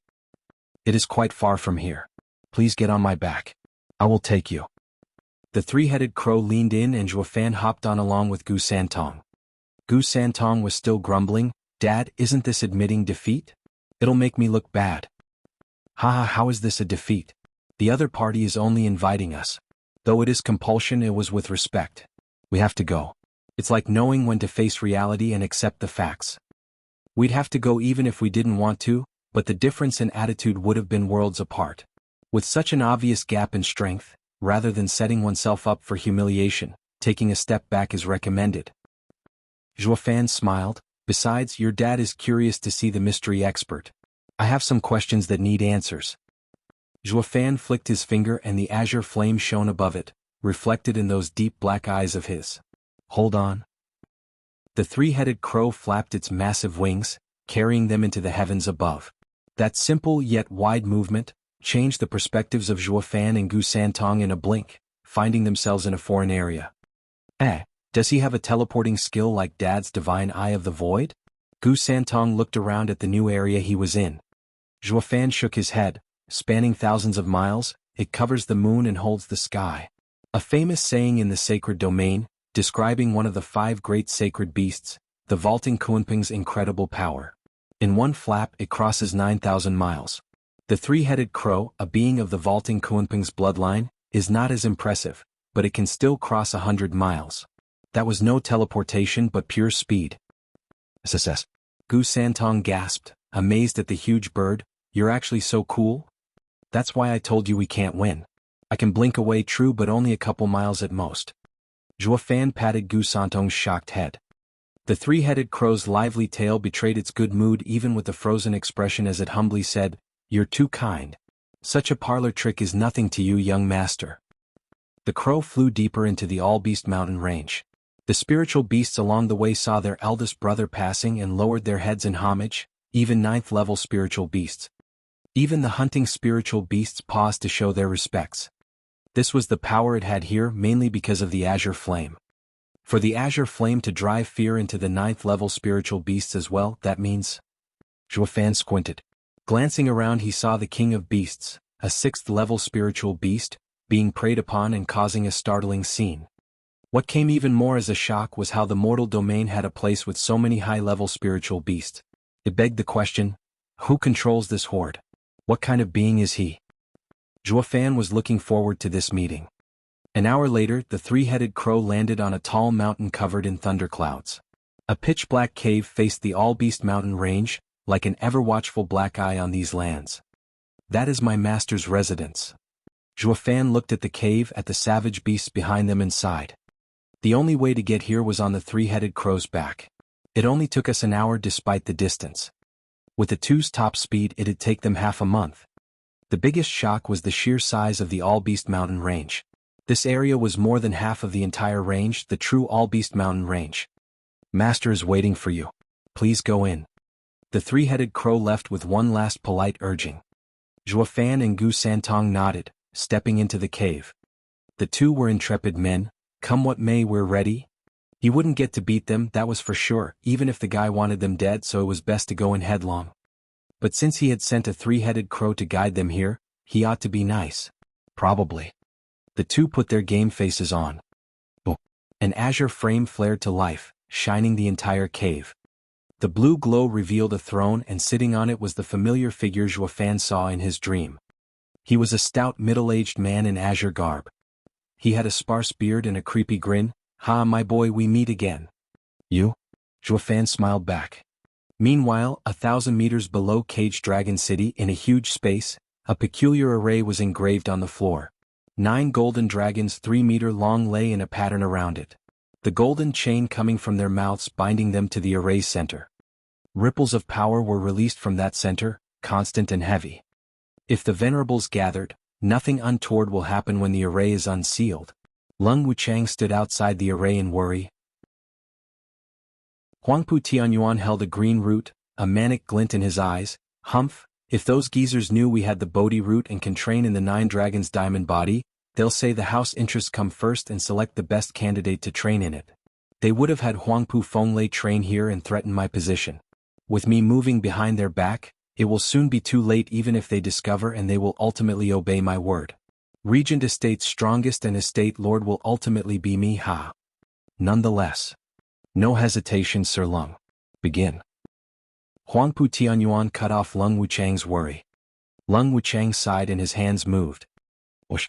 In a flash of gold, the 9 dragons pulled on the chains to reveal a bright cave releasing dragon roars. Huangpu Tianyuan was thrilled with every step, rushing inside. The glowing cave mouth was soon sealed back as the chains moved. Only Lung Wuchang was wrought with worry looking at the calmness. If Huangpu Tianyuan couldn't master the skill, the seal would break and the 8 dragons would crush even venerables. The dragon vein souls would rain havoc. Chapter 413 Vaulting Kunpeng. Chapter 413, Vaulting Kunpeng. "Thank you, Senior, for all the times that you saved me." Zhuofan made a full bow after finding out he was the Azure Flame person back then. The man sneered, "Ha, boy, I only saved you that one time from a wolf pack. Since the Senior has granted me the Azure Flame, Junior has used it many times to save himself. It is the same as Senior lending a hand. I will never forget such a favor." Zhuofan bowed again. The man stared Zhuofan down, though uncaring if he was sincere or not. "It's fine, I won't be asking for payment. Why don't you take it out for me to see it?" Zhuofan froze, unsure what game he was playing. But with his immense strength, Zhuofan would never win, choosing to play along. He put out his finger and an azure glow burst out. The man looked stunned at the flame, then sighed, "I thought as much. You refined it? Kid, you sure are lucky." "What do you mean, Senior?" Zhuofan probed. The man sighed, "The azure flame is my innate possession, connected with my mind. When I gave you the azure flame, I could see everything you do." Zhuofan's heart tensed and his eyes darted around. "That's like having constant surveillance." The man chuckled at his obvious thoughts. "Kid, you're too cautious. What use would I have of someone as feeble as you? I was only watching out for you in case of misfortune and to send someone to your rescue. Please don't twist my goodwill." Zhuofan's heart shuddered at his warning. The man resumed, "Yet not long after you got it, you refined the azure flame, cutting off my connection. Can only mean 2 things.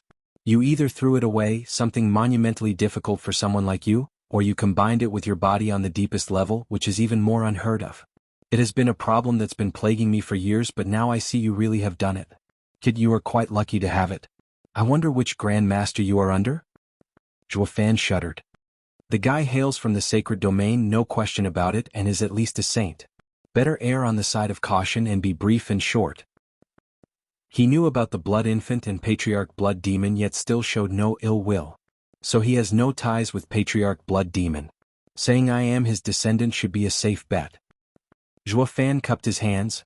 "Greetings, Senior, I come from Sacred Domain, Patriarch Blood Demon's descendant." "Cut the crap." The man lashed out. Patriarch Blood Demon was strong, but only a saint who ever cared about his Blood Infant research.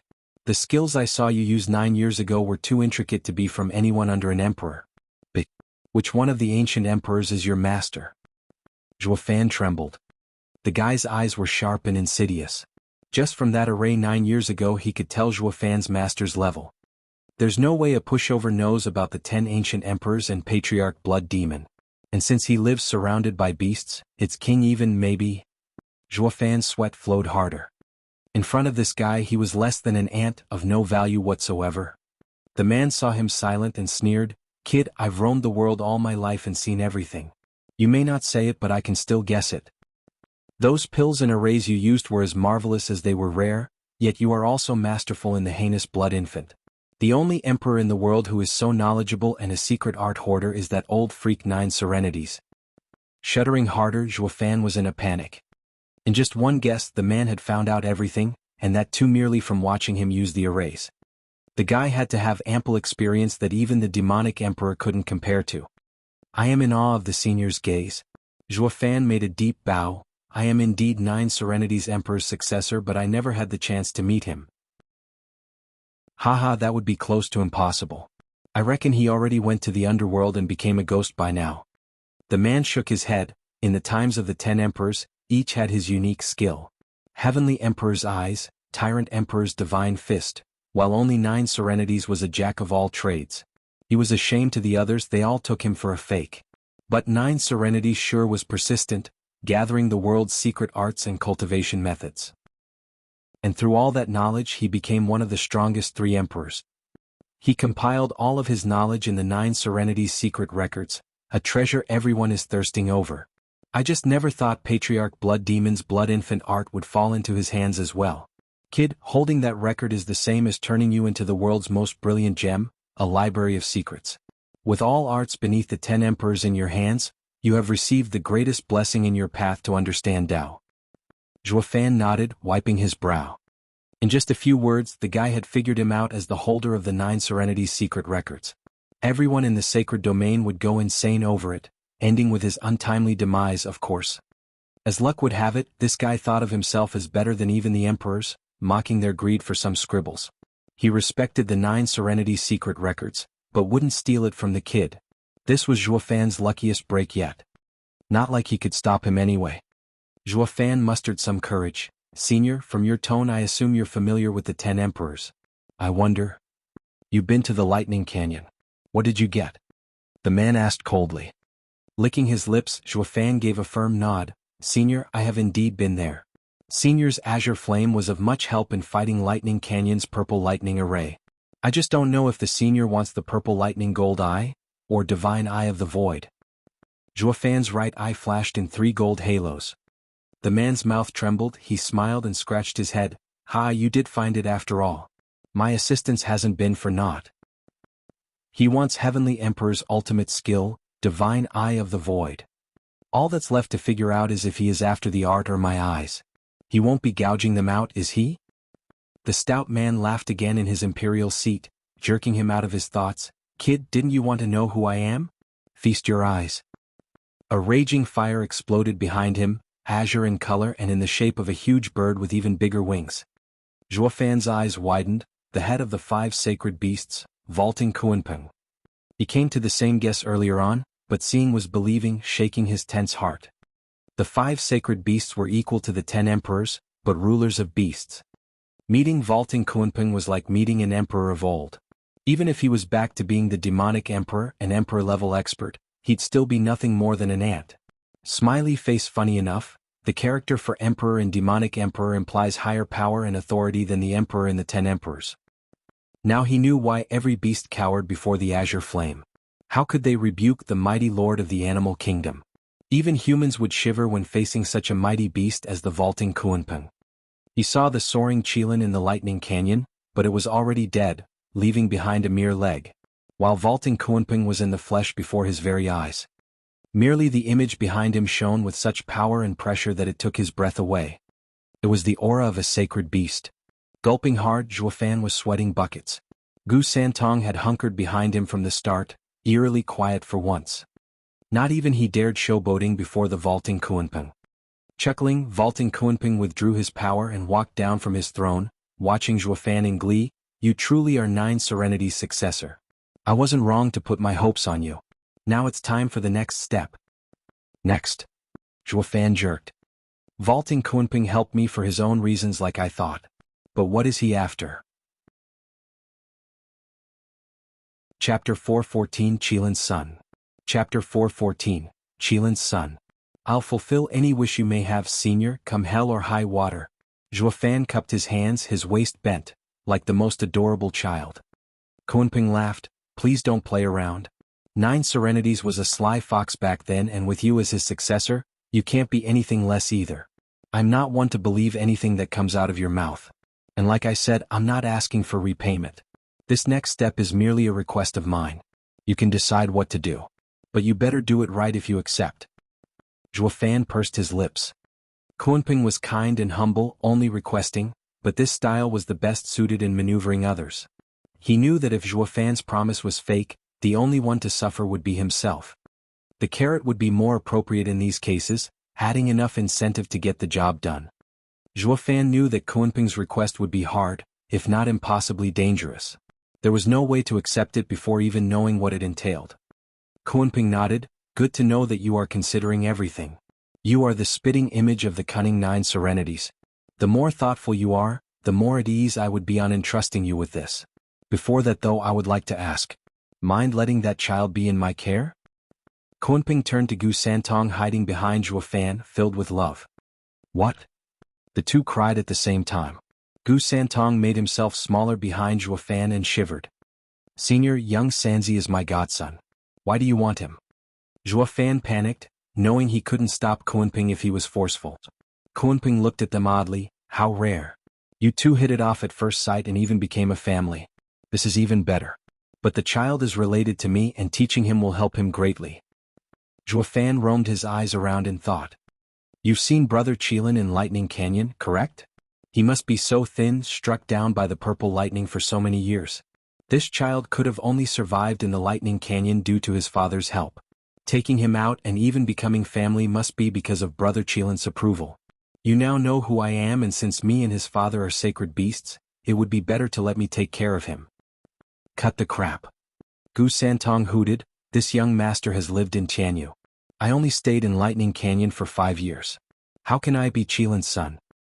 Kunping looked at Zhuofan in stunned silence. Zhuofan retold Gu Santong's history. Kunping fell silent, frowned and sighed. I see, it was 300 years ago. What's wrong, senior? Zhuofan asked. Gu Santong was his godson. He had a theory about the kid's history but still needed proof. Kunping said, 3 centuries ago, I heard a sudden cry across the world. It sounded like Brother Qilin's roar of anger. My brothers had an encounter with the Heavenly Emperor once, sealing them in the 3 forbidden spaces with the divine eye of the void, forced to endure the torment of thousands of purple lightning strikes. For many years this remained unchanged. Then at some point, Brother Qilin gave a howl of shock. I didn't know its meaning, but now I see it must have meant that he could no longer hold on and was worried for his Qilin egg dying with him. He used all that he had left to throw the egg out of that space. And from that egg came you, Gu Santong.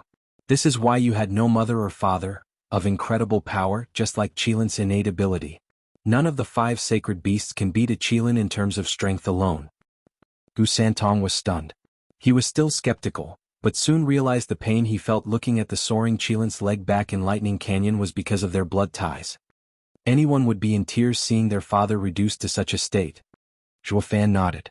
He didn't know then why the perfect array had a gap. The Qilin used its outrageous power to make that hole to get his egg out. Yet even the mighty Qilin could only make that little hole, further confirming the might of Heavenly Emperor's eye skill. And in his act of desperation, the Qilin not only lost its life, but was reduced to a mere leg. He had to have overused his strength, leaving him easy prey for the purple lightning.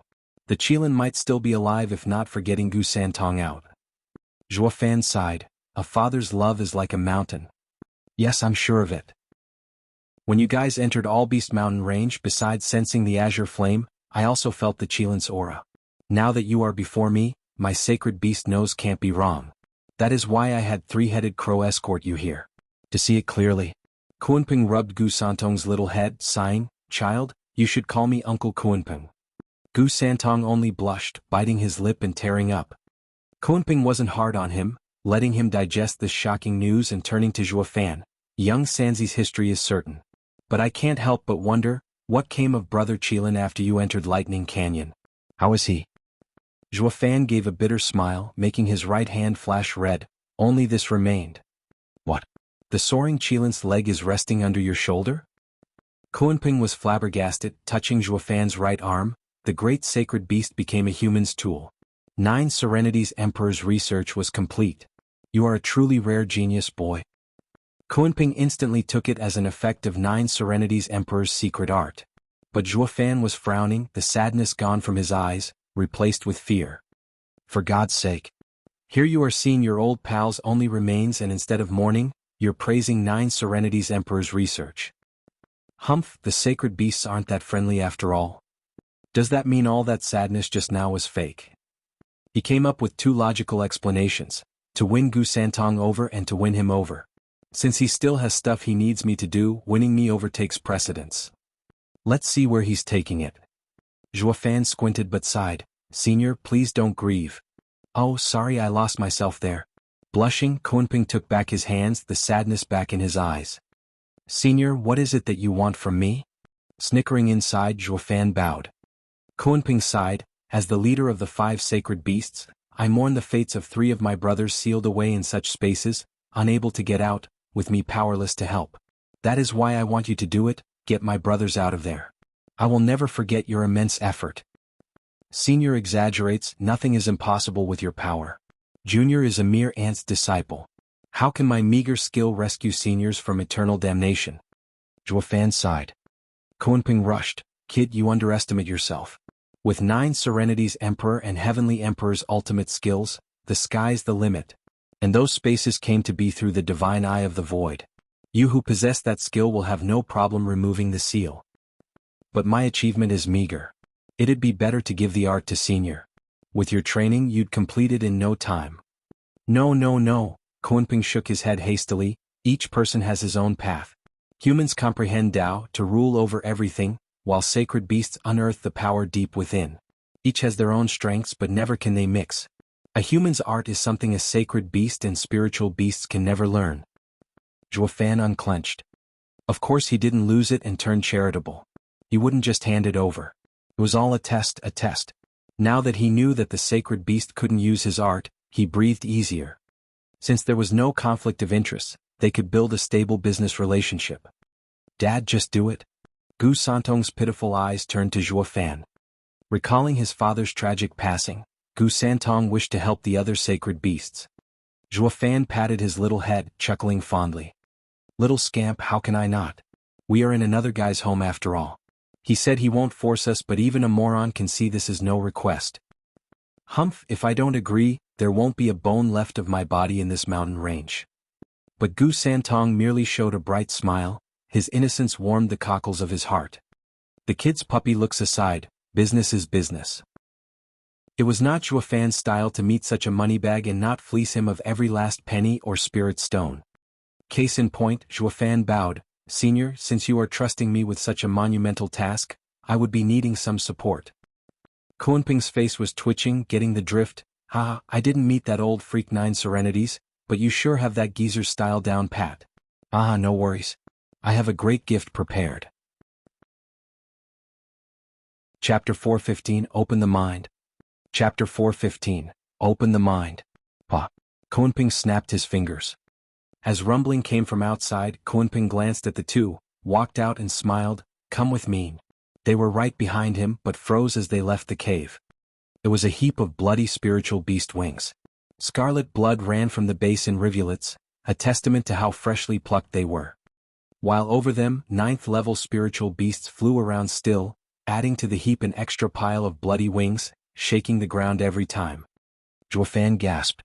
As a demonic emperor, he had seen his fair share of ghastly genocides, but it was his first time seeing it done by their own kin in cold blood. He now knew for sure that Kunping was a determined, vicious and ambitious person. Spiritual beasts were not but slaves to a sacred beast, their tiny little lives having no worth whatsoever. Even as they tore those wings from the beast's shivering bodies, their hearts wouldn't so much as twitch. I know you've been looking for spiritual beast wings. Here are 100,000 from 4th, 5th and 6th level spiritual beasts. I can have them fetch more if you want. Kunping smiled in a savage tone, fitting for a beast overlord. Zhuofan waved quickly. Senior is so thoughtful. I could never use so many. I only wanted 1,000. Senior's generosity and consideration has been more than enough. However, my ring can't hold so many wings. It's fine. Kunping flicked his hand and the heap of wings entered his ring before he handed it over to Zhuofan. Please take it. It was a ring sparkling in azure, of a different class than his thunder ring. It had such a thick spiritual energy coming from it that it gave off a refreshed feeling and filled one with yuan qi. There was no way an average guy could just show up and make one. Sacred ring. He wanted to go for it, but taking such an item couldn't be done casually. Only those in power in the sacred domain had the right to flaunt such rings. Not even he, a demonic emperor, qualified. Kunping chuckled at his hesitation. I see. Although no one can recognize this sacred ring in the mortal domain, you will one day go back to the sacred domain. Ah, you have such a far gaze. But it's fine. Kunping hooked his finger and the thunder ring flew into his hand. With a flash of azure, the two rings combined. Thunder ring on the outside but still as large inside as the sacred ring. Zhuo Fan paled and sighed inside. Such skill, his refining must be divine. Another thing this demonic emperor found he was lacking. Vaulting Kunping truly is the head of the 5 sacred beasts, of the same existence as the 10 emperors. His dumbfounded look stroked Kunping's ego, smiling and nodding. The guy's cunning tricks involved not only luring but shock and awe as well. See that? No flattery will ever match my greatness. So be good and stick with me if you want to live a good life. Or I just might squash you. Zhuo Fan's face was just the one he had wished for. Ah. Kunping raised an eyebrow, looking at the ring stunned. With a wave and a flash of purple, a purple thunder skylark flew out and landed behind Zhuo Fan. He glanced at Kunping in fear, further hiding behind his father. How odd, this thunder skylark wields the power of purple lightning. Kunping's eyes shook, pointing at Xiaoer. Boy, did you have a role in getting the thunder skylark to use purple lightning? Yes and no. When I entered Lightning Canyon, Xiaoer hadn't hatched and was forced to use it to absorb the purple lightning. I never expected for him to turn out like this. His mind is also sharper than a mere spiritual beast. It is his fortune. Zhuo Fan stated, Why, senior, is there a problem? It's such a freaky event that I've never seen one in my life. Heavenly Emperor's purple lightning comes from heaven-splitting thunder phoenix, one of the 5 sacred beasts. Its innate ability was this purple lightning. A sacred beast would pop under its attack and not even soaring Qilin could defend against it. Even with the thunder skylark capable of swallowing lightning, it should still crumble under the purple lightning. But this thunder skylark was born from it. It's like inheriting the thunder phoenix's legacy. Amazing. Kunping sighed. Zhuo Fan figured as much. While the egg took the brunt of the purple lightning back then, he was using the peak of 9 Serenities Emperor's research, demon transformation art. It can absorb anything in the world. This had to be why the undeveloped Xiaoer could take in the purple lightning into himself, while Zhuo Fan took some of the brunt as well. Without this mystical art, the man and bird would have long been shot dead. Zhuo Fan had figured it all out, but was not feeling quite forward with this particular info. With how humans were twisted inside, discretion was the better side of valor, not to mention keeping his cards hidden. Humph, Kunping may know the ancient emperors, but he has no clue of 9 Serenities Emperor's masterpiece, the demon transformation art. The unknown is the ultimate weapon. Zhuo Fan knew that fully well since his first life. To the pondering and baffled Kunping, Zhuo Fan put on an equally dumbstruck look. Kunping sighed in the end, such a huge opportunity. This bird's fortune is immense. Kid, you sure have one lucky star. Not only you're blessed yourself but even your damn pet struck gold. You're practically blinding from all the karma on you. Senior, that's just luck. Zhuo Fan bowed. Kunping grinned, then let me add my own blessing and gild the lily. Kunping motioned and Xiaoer drew closer, panicking and crying. Gu Santong wanted to interfere but Zhuo Fan stopped him. Kunping was the head of sacred beasts, he wouldn't lower himself to picking on 4th-level spiritual beasts. Kunping fixed his happy eyes on Xiaoer and an azure glow flew from his finger and into the bird's forehead. Xiaoer's frantic wings stopped, it cawed once and bowed, Thank you for your blessing, sacred lord. Xiaoer can speak. Gu Santong turned shocked to Zhuo Fan. Zhuo Fan was out of it as well, but only for a jiffy, but why is it a female? Yep, Xiaoer was a she now, along with all the perks that entailed. She had a soothing voice and was unlike her old man in style. Though a chick in more ways than one, she shouldn't have such a soft voice even as a young one. It was totally different from Gu Santong. Father, brother, I have always been a girl. You just always took me for, Xiaoer flapped next to the two, blinking her huge innocent eyes. Zhuo Fan Ahmed, son. Younger brother. Gu Santong blushed. Xiaoer huffed and puffed, flying around the two. I'm a girl, a girl. Ha, kid, you don't even know your spirit animal's gender? Kunping cracked up. Malarkey. How should I know when I didn't send her to find a mate? Rolling his eyes, Zhuofan kept that to himself and only showed respect. It's of my own neglect, embarrassing myself before senior. But what did Sir do? Opened her mind. Kunping smiled. Kid, I have to admit, you are loaded with treasures yet can't even see them. I was born out of chaos itself to become the head of the 5 sacred beasts. Like that thunder phoenix, I use the chaos flame, a gentle flame. It can transcend the soul, harmonize yin and yang and open the mind. Kid, you have my chaos flame. If you used it to refine your soul for 10 years you would have been in the ethereal stage. What are you still doing in the profound heaven stage? A darn shame. Why didn't you tell me that the first time? Zhuofan was stumped and grumbling inside. At least he was a hard worker in building up his strength all this time. But who'd be a moron to skip such a shortcut? It should have hit him a long time ago in fact. When he got his discerning field and wielded radiant stages skills. Weren't all of them a byproduct of the azure flame? Why didn't he take the educated and logical guess of using it to refine his soul? Zhuofan felt like shedding dry tears, all those years for nothing. Kunping shook his head. I gave you the azure flame to shield your soul while also helping you get in the lightning canyon. I never intended for you to use it and go ethereal. But now that you've refined my old flame, you have complete control over it and should have enjoyed your fortune. A shame you're such a schmuck to understand this basic truth, ha. Zhuofan's face twitched. Chapter 416 Loaded. Chapter 416, Loaded. What's 10 wasted years anyway? You'll have plenty of time to cultivate in the future. Don't feel too down in the dumps. Kunping patronized. He snapped his fingers and the new and improved thunder ring returned to Zhuofan. Sighing, Zhuofan put it on and his eyes popped out. TT, this is 10 billion sacred spirit stones. Haha, this is the gift I was talking about. What, you thought it'd only be some spiritual beast wings? Kunping spoke with pride. I mean, I am an ancient powerhouse that roamed the continent after all. This is nothing. With that old Coot 9 Serenity's bag of fancy arrays and tricks, you'd stumble upon some monsters at some point and with my little help you can now survive them. Just work hard in helping me. That's all the compensation I want. Upstart. Zhuofan clicked his tongue, seeing the motherlode sparkling in his ring. The sparse spiritual treasures and ingredients gave such a poor feeling besides the billions of sacred spirit stones. It's more than what the sacred domain's heads of sacred clans can come up with. Arrays demanded spirit stone and above the 12th grade arrays, there were 6 more, the sacred arrays. Those worked only with sacred spirit stones. But sacred spirit stone mines only existed in the sacred domain, in the hands of the clans there, not to mention their low number. Yet Kunping smashed him with so many zeros with a flick.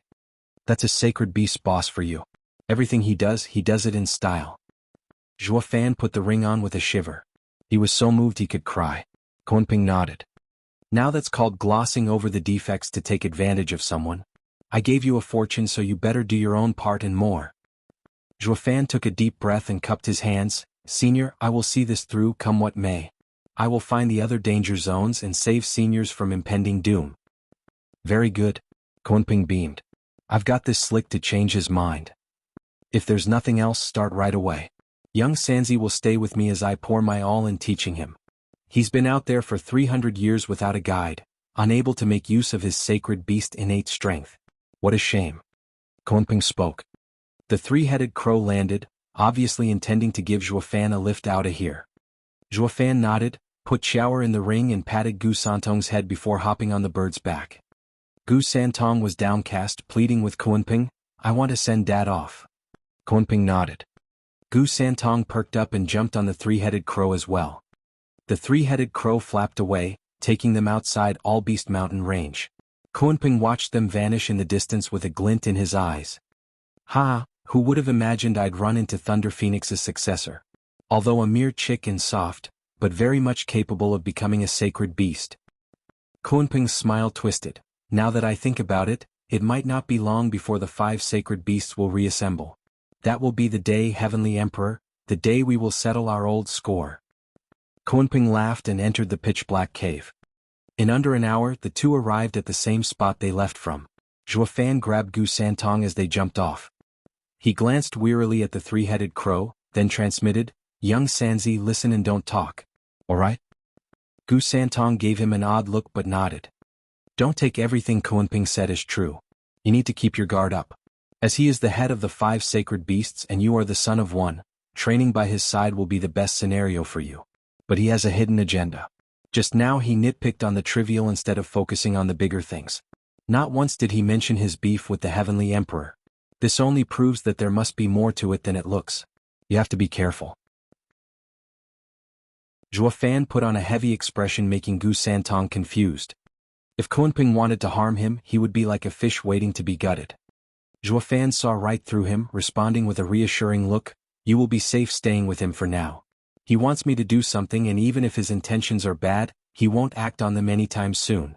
From our talk, I realized that he has a fatal weakness. He knew something happened to Qilin 3 centuries ago, yet he didn't leave the mountain to look for you. Besides, we've been through one danger zone already. The threat is there, but we only push through with luck. While Kunping has the power to break the zone and rescue his friends. Why is it that so many years have passed yet not once has he tried to?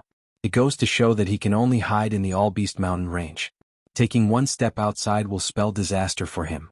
If you notice anything out of place, anything at all, young Sanzi, you run like hell out of the All-Beast mountain range." Kunping would have spat blood in anger if he were here and cursed him as ingrate. "For God's sake. I just gave you a fortune and you bite me behind my back as thanks? You're nothing but a low-life degenerate sowing discord between us, sacred beasts." What did he expect? Zhuo Fan's entire personality was built on biting others and keeping his constant guard up against others biting back. And since it concerned young Sanzi's safety, Zhuo Fan was particularly chewy. He had always thought of this child as his own son. Gu Santong sighed at Zhuo Fan's look and gave a thumbs up, "Dad, you're the best. I'll be extra careful. Also be mindful not to tick him off." Rubbing Gu Santong one last time, Zhuo Fan sighed fondly. Gu Santong bobbed his head. The three-headed crow flapped, "Young master, we should be going." "Haha, young master. I thought it odd before, but now you really are young Master Qilin?" Zhuo Fan teased. The mood brightened on the spot. Gu Santong knew he wanted him to be carefree and worry-free and smiled back, "Dad, I am All Beast Mountain Range's young master, and that makes you the master. If anyone shafts you, just tell me and I will set them straight." "Good, now go." Zhuo Fan laughed. Gu Santong jumped on the crow, but his eyes never left Zhuo Fan, choking from tears. "Dad, come see me even if no one's mean to you." Whoosh. The crow was gone with one flap, cutting his heartfelt goodbye. Zhuo Fan sighed, his heart heavy. He could never feel at ease with Gu Santong at Kunping's side. Not like he had a choice in the matter. With a deep breath, Zhuo Fan calmed down and flew for Wingay City. 3 months later, a flash streaked Wingay City skies announcing Zhuo Fan's arrival on Blackwind Mountain. A glance told him the 4 fifth-grade arrays were still up and running. With a gesture, the arrays opened up a path for Zhuo Fan to walk in. The Luo clan responded on the spot at the commotion, only to burst with joy. "Brother Zhuo, I thought something happened to you after what happened with the Emperor, that you were hounded on every side. Only when I met with Sister Schwanger, I realized it was all part of your grand plan. I could finally breathe easier, ha." Luo Yunhai welcomed. Zhuo Fan nodded, seeing everyone here took a weight off his shoulder. Lung Wuchang kept his word. "You jerk. Why didn't you tell us it's part of the plan? We were worried sick." Luo Yunchang blamed him. Zhuo Fan merely waved his hand. "Elderly, did you finish what I asked?" The elders looked at each other in sorrow. Li Jingtian was forced to speak up. "Steward Zhuo, we were eager at first to get the materials, ingredients and spirit stones you asked of us. But we are a new house and the mines in our domain are few. And ever since you've been added to the top of the Empire's wanted list, those vassals stay clear of us, not wanting to have anything to do with this mess. We were unable to get everything in such a situation. Also, our guards are defending the 1,000 members of the Yun clan, who, per your instructions, are at the foot of Blackwind Mountain, digging a 1,000-mile-wide bunker." "Good. As long as the bunker is ready, it's fine. I've brought the rest." Zhuo Fan snickered. In a flash, Blackwind Mountain was overloaded with heaps of materials and ingredients as well as spirit stones. Everyone's mind froze. How did Zhuo Fan get so many riches? Did he have an empire under him? He had brought out 100 times of what the rest of them had scraped together. Now, follow my earlier plan and handle these. The lands will soon be ours. Zhuofan's step was firm as he walked before them. Everyone was still out of it even as he was gone from sight. What did Steward Zhua do in the last few months to get filthy rich? He's a total upstart. You won't even need to fight for the lands when you can just buy them. Chapter 417 Taunt. Chapter 417 Taunt. A chilling wind blew that night as the stars glittered like eternal fireworks. The light was still on in the Imperial Palace's study. The eerie sound of the wind rattling the window was putting everyone on edge. A sigh came now and then, reflecting the same state on the inside. Mr. Sima, why do you think that rotten Huangpu Tianyuan is still so late in making his move? I even handed him the power over the 7 houses. Such perfect opportunities don't come cheap. The emperor's fingers drummed the table, his eyes sharp as blades. Sima Hui replied, Your Majesty, Lung Wuchang is no fool. He asked for the Luo clan to gain an excuse for its expansion campaign. His delayed start, however, points at his sight on the imperial capital. How can Regent Estate start a war with a peaceful imperial capital?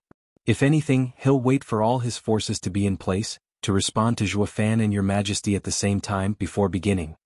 Fang Qiubai offered. The emperor smiled in anger. Every one of those cunning old foxes are just standing by, watching. Zhuge Changfeng is doing it and so is Lung Wuchang. Humph, the spark to ignite both the court and the nation can happen any moment. But no one wants to stick their neck out in fear of getting hunted by a third. Both conflicts have to happen at the same time. Out there, the civil war of Regent Estate with Zhuofan is a battle of supremacy. But is my struggle here with Zhuge Changfeng any different? Just that this crafty geezer leaves me no opening to grab onto. The people will denounce me if I start attacking the Prime Minister without a good excuse. But with how quiet it is in here, how can the war start outside? The emperor sighed.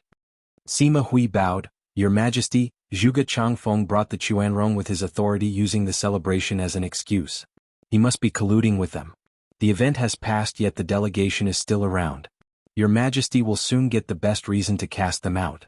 It won't be long before Your Majesty will. Cough, cough, cough. The emperor's violent coughing fit broke his speech. Taking away the handkerchief, there was blood on it. Your Majesty. Everyone panicked. The emperor had them relax, took his medicine and eased a breath, feeling much better. Turning to the others, the emperor smiled. It's fine, but my life is coming to an end. I can't hold on for long. An emperor is different from a cultivator. With so many affairs taking up my time, I have little time left for training and to increase my lifespan. Not even I can fight it. Yes, mister. Sima is right. We have no time to lose. The only one suffering from dragging this any longer will be me. Sima Hui bowed and sighed inside. The others showed their utmost respect for the emperor in a flourish of their own. An emperor, beset by court affairs and limited by time, still wanted to fight with all he had to leave a peaceful and unified world, his legacy for a successor. The people might remember him for being weak and mock him for his incompetence, but only his men knew the truth. He was just like the emperors of old, bold and powerful. Hear my edict. The emperor boomed. Divine Dragons Sima Hui, Fang Qiubai and Shadow King are to set for Regent Estate and assist the Estate Lord Huangpu Tianyuan in capturing Zhuofan. Set out at once. What? The men were in complete shock. Sima Hui urged, Your Majesty, the imperial capital is still in unrest. Who will protect you if we go? Please delay your order. Please, Your Majesty. The others bowed. The emperor smiled, his gaze set. I am just giving them a chance to run amok, ha. The emperor flicked his hand and left with a carefree laughter. Only the men were still standing there looking at themselves lost. They knew their lord's character. His orders were final. The Divine Dragons and Shadow King had to obey. Whoosh! 3 dots flew out of the imperial capital, but the news spread like lightning. In Prime Minister's home, Zhuge Changfeng was sipping wine in his backyard, enjoying the moon. The ground at his feet swelled and turned into a human shape. Hu Lianchai looked excited. Prime Minister Zhuge, we've just got word that all experts around the emperor went after Zhuofan. Young master and imperial tutor wish to ask if we should act now. Haha, what act? You couldn't have enjoyed all what the imperial capital has to offer now with it being so large. Won't it be better to take a stroll around town, partake in the customs and just live in the moment? Zhuge Changfeng snickered as he sipped his wine. Hu Lianchai shouted, Prime Minister sir, Xuanrong warriors haven't come to watch the sunset, you know that. Of course I know. It is why I'm telling you to relax and do whatever. Don't play into the old man's hand. Zhuge Changfeng shook his head. Hu Lianchai didn't understand. Prime Minister sir, is this all a trap? But I am certain the 2 divine dragons and Shadow King have left. The Emperor is defenseless. Ha, how naive. No divine dragons around and being defenseless are 2 different things. Don't be hasty, the old coot has come prepared. Sipping again, Zhuge Changfeng waved him off. Hu Lianchai turned and muttered as he left, "Humph, Tianyu is filled with cowards. Not acting even at such a golden time." "What did you say?" Zhuge Changfeng warned in his most serious tone, "Give your young master and imperial tutor a message. For the next few days stay calm. You can all die for all I care, but if you threaten the success of my plan over something trivial, you have another thing coming." Zhuge Changfeng might be a mere profound heaven cultivator, but he was the prime minister. His icy tone sent shivers even into Hu Lianchai, a radiant stage expert. "Go back," Zhuge Changfeng barked. Hu Lianchai nodded, sinking back into the mud. Left alone, Zhuge Changfeng resumed tasting his wine. "Old man, you've finally cast your net. But isn't using this bait a little dangerous? Or is there something else you're hiding besides divine dragons and Shadow King?" Zhuge Changfeng contemplated. Meanwhile, in the second prince's brand new manor, the prince was pacing around the lounge, his hands shaking all the time. A shadow slipped in under the cover of the night, Hell Valley's newest mastermind, Yu Ming. "Your Highness, you asked for me?" Yu Ming bowed. Second prince shot for him in restlessness, "Sir Yu Ming, perfect timing. I've just heard a crucial piece of information." Second prince's eyes darted around, then he whispered when the coast was clear, "Imperial Father's 2 divine dragons and Shadow King went after Zhuofan. Imperial Father is defenseless." Even a moron could see that this was a taunt, and only a dumbass like you would fall for it. Then again, if not for your dim-wittedness, I'd never get to play you like a fiddle. Yu Ming hid his thoughts well, only showing a faint smile. "Second Prince, I do not understand what you wish from me. Sir Yu Ming, you should understand the situation right now."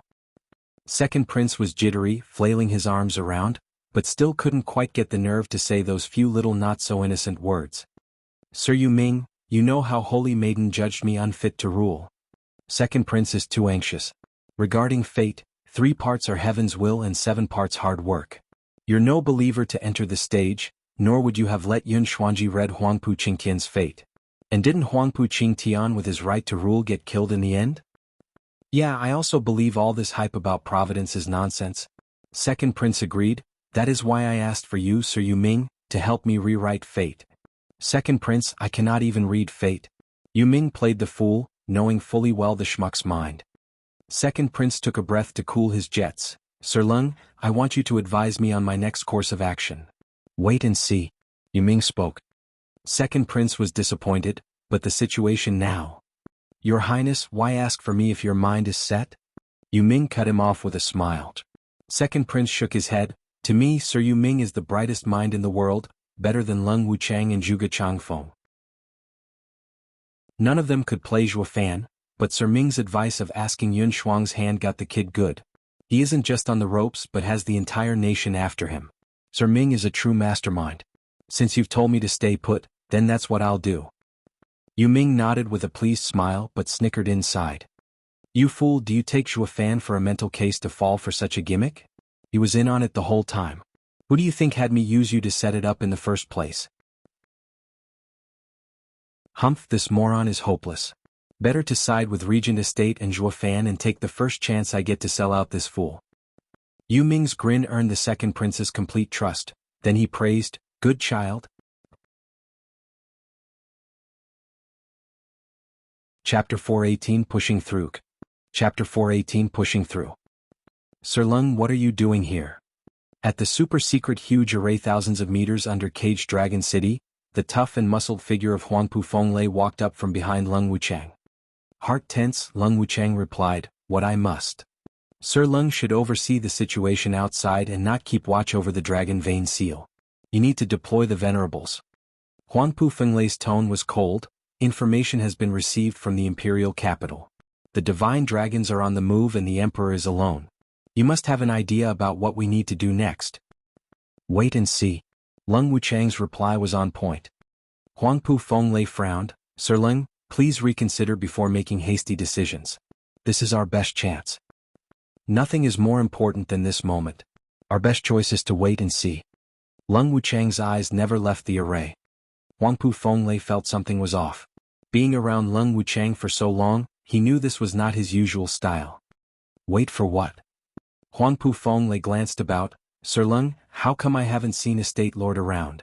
Usually when one of you is around, the other is not far behind. What is he up to being missing for so long? Estate Lord has his own thoughts. It's not something High Venerable needs to worry about. Lung Wuchang tightened his fists, doing his best to maintain calm.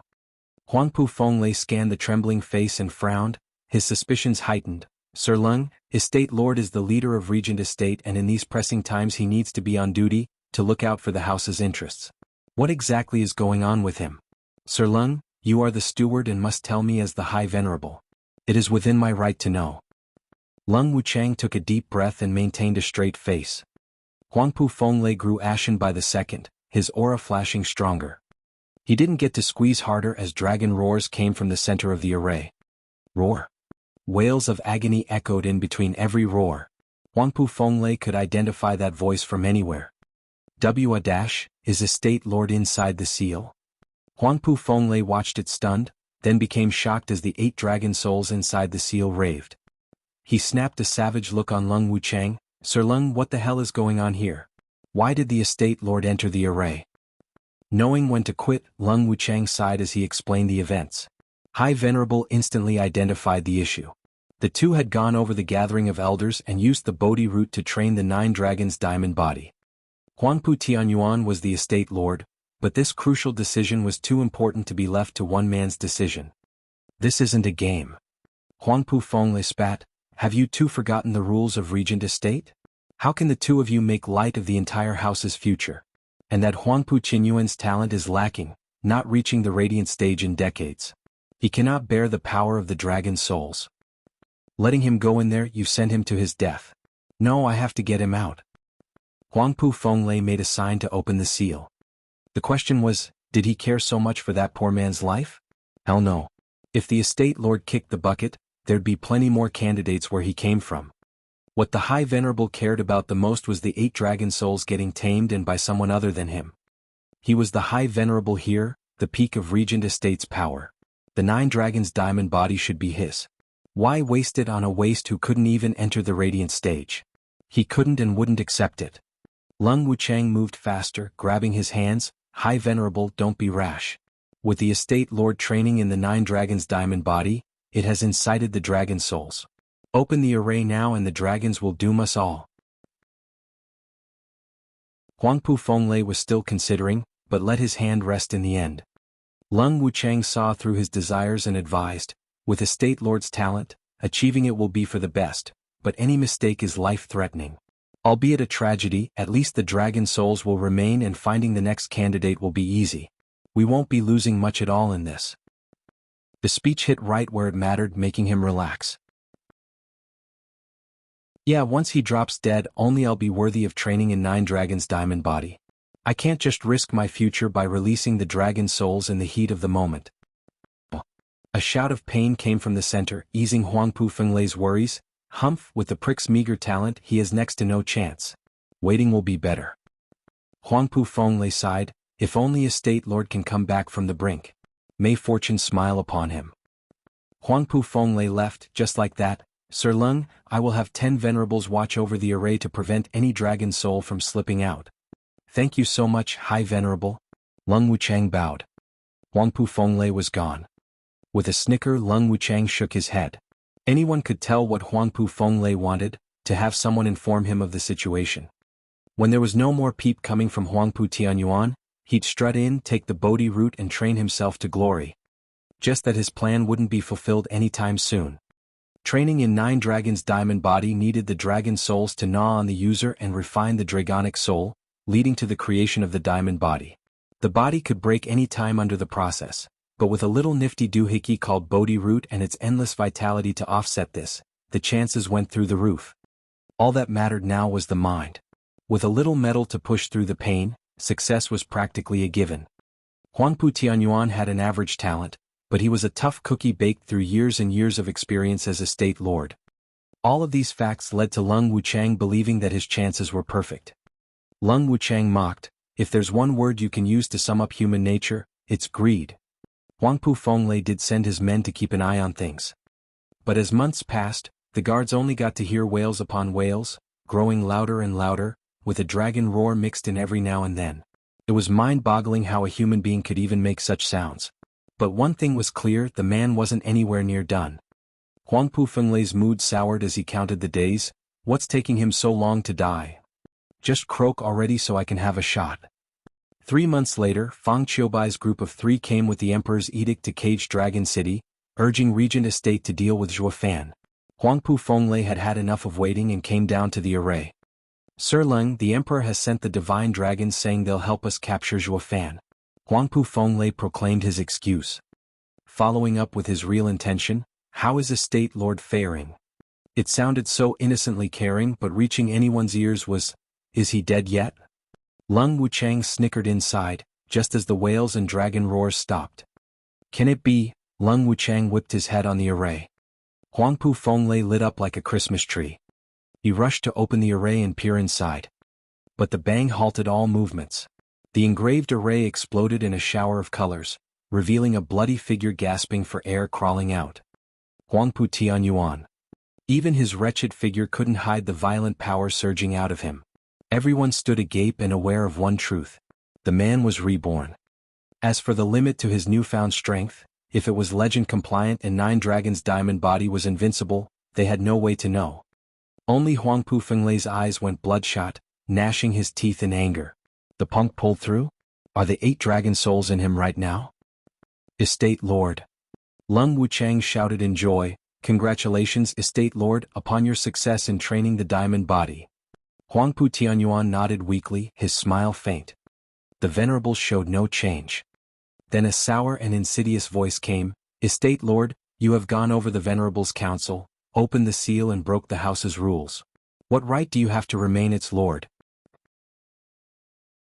The others nodded. Huangpu Tianyuan's eyes, though, shone like a savage. Chapter 419 Earth Dragon Head. Chapter 419 Earth Dragon Head. He looked up at the white-haired elder bearing a twisted smile and a violent aura around him. He was the second venerable under Huangpu Fenglei. With Huangpu Fenglei around, he was in fact speaking his boss thoughts. Huangpu Fenglei looked coldly at the show. "Second venerable, what did you say? I couldn't quite hear you from way over there." Huangpu Tianyuan's face fell, dragging his beaten body to the old man and leaning his ear over.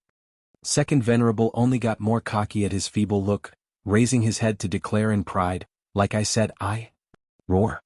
A bellow like a caged dragon came, shaking the hearts of all. Even High Venerable tensed. And Second Venerable, the target of that howl, had his eardrums punctured and started bleeding from his ears. With a puff, his entire head vanished in a black and reeking mouth. SSS. The rest recoiled.